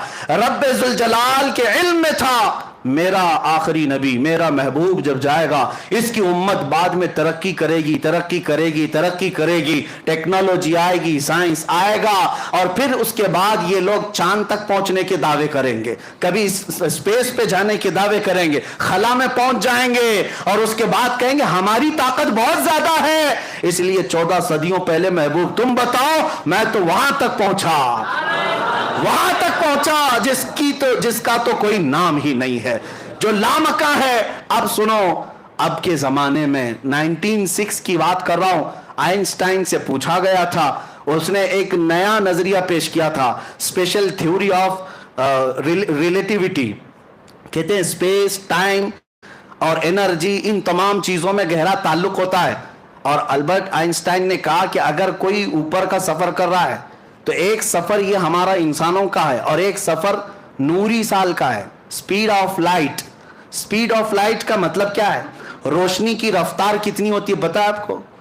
रोशनी की रफ्तार जिसको कहते हैं 3 लाख किलोमीटर पर सेकंड, 3 लाख किलोमीटर पर सेकंड स्पीड ऑफ लाइट इसको कहते हैं। स्पीड ऑफ लाइट के सफर आइंस्टाइन कहता है कि नामुमकिन है, नहीं हो सकता। इतनी लंबा सफर और इतना तेज सफर कोई करेगा उसका जिस्म ही खत्म हो जाएगा। यानी ये स्पेस अगर, हाँ उसके बाद फिर जब मशीनें तैयार हुई और फिर खला में जाने लगे लोग, स्पेस पर जाने लगे। स्पेस पर जाने वाली जो यानी एजेंसियां हैं, सबसे पहले नासा ने 1969 में जो चांद पर भेजा था अपना एक काफिला, आपने सुना होगा, नील आर्मस्ट्रांग जो सबसे पहले चांद में जाने का जिनका दावा है। बहरहाल जो भी है, नासा एक कंपनी है, एक एजेंसी है जो स्पेस के मामलात को देखती है। तो अब इन्होंने भेजा और वहां चांद तक 3 लोग पहुंचे भी और वहां की कुछ चीजें भी ले आए और वहां से तस्वीरें भी लेकर के आए। ये सारी चीजें इनके नजदीक मुमकिन हुई। और चांद कहाँ है? बाजूघर में नहीं है। चांद जो है बहुत लंबे सफर पर है, बहुत लंबे सफर पर। आइंस्टाइन ने तो पहले कहा था इतना लंबा सफर मुमकिन नहीं, लेकिन बाद में नासा ने कहा मुमकिन है, सफर कर सकता है। आदमी सफर किया। अब इनको एस्ट्रोनॉट कहते हैं, जो खला में जाते हैं, एस्ट्रोनॉट।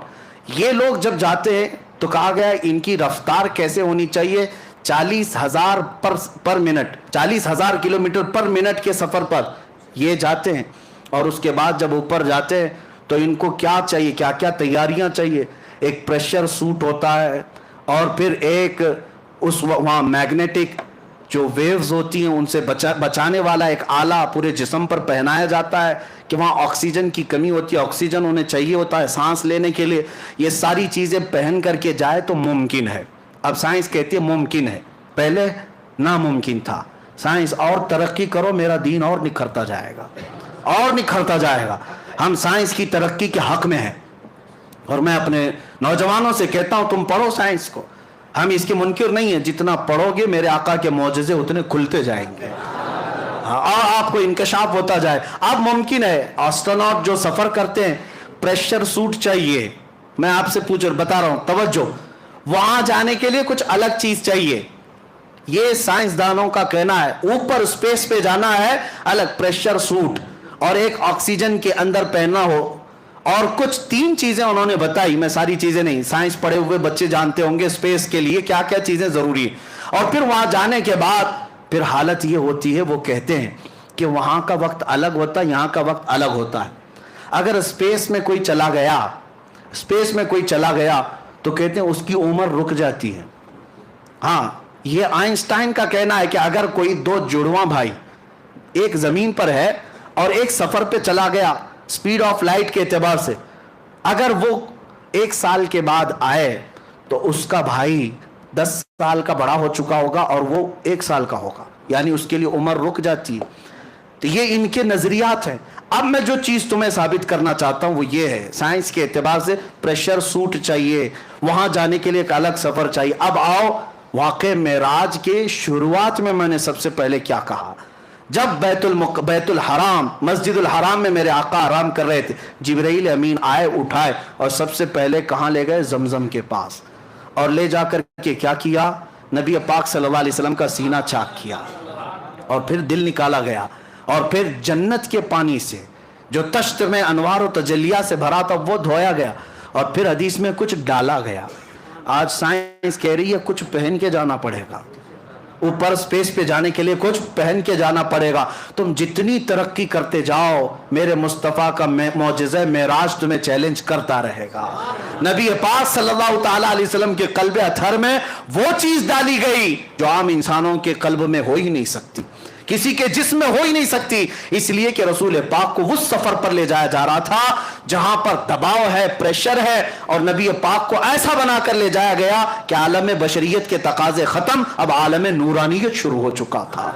عزیزان گرامی وقار، اب اللہ رب العزت معجزے نبیوں کو کیوں دیتا ہے؟ ایک چیز ہے، تعجب تو سب چیزوں میں ہونا چاہیے، لیکن ہماری عقل کیا ہے جانتے ہیں؟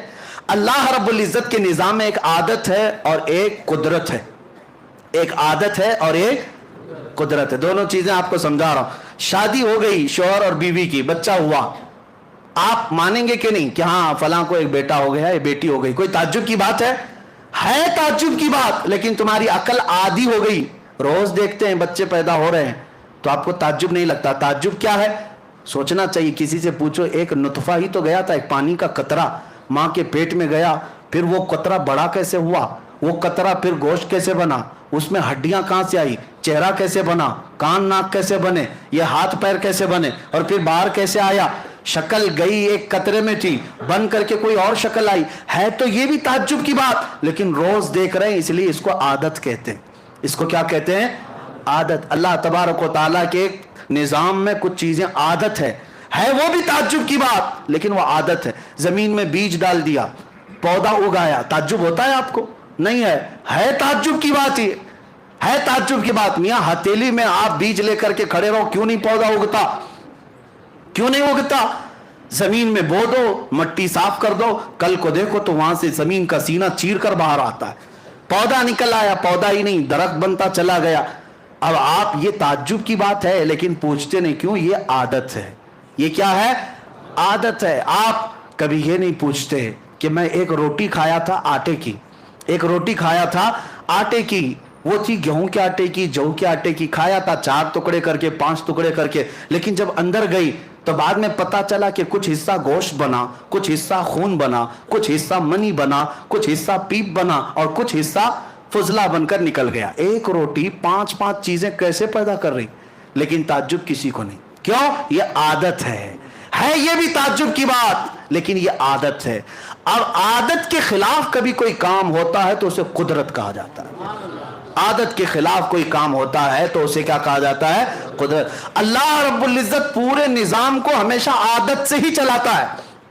سب چیزیں اسباب سے ہوں گی، بچے ماں باپ سے ہی پیدا ہوں گے، شوہر بیوی ہونا چاہیے، یہی عادت ہے. हाँ यही आदत है, जमीन से ही सब्जा उगना चाहिए, यही आदत है।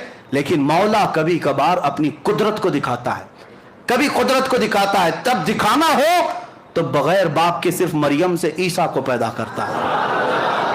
अकल कहती ये कैसे हो गया, ये कैसे हो गया, ये क्यों? इसलिए कि आदत नहीं, देखा नहीं था। ये क्या है? इसको क्या कहते हैं? कुदरत है। और अगर मौला ताला को ये आदत है, आदत तोड़ करके मौला इस कानून को तोड़ करके कुदरत दिखाता है, अपनी कुदरत दिखाता है। कभी रब ताला फरमाता है तुम तो इस बात पर ताज्जुब कर रहे हो कि बगैर बाप के ईसा कैसे पैदा हुए, वो मौला इससे बड़ी कुदरत तो आदम अलैहिस्सलाम में दिखाया।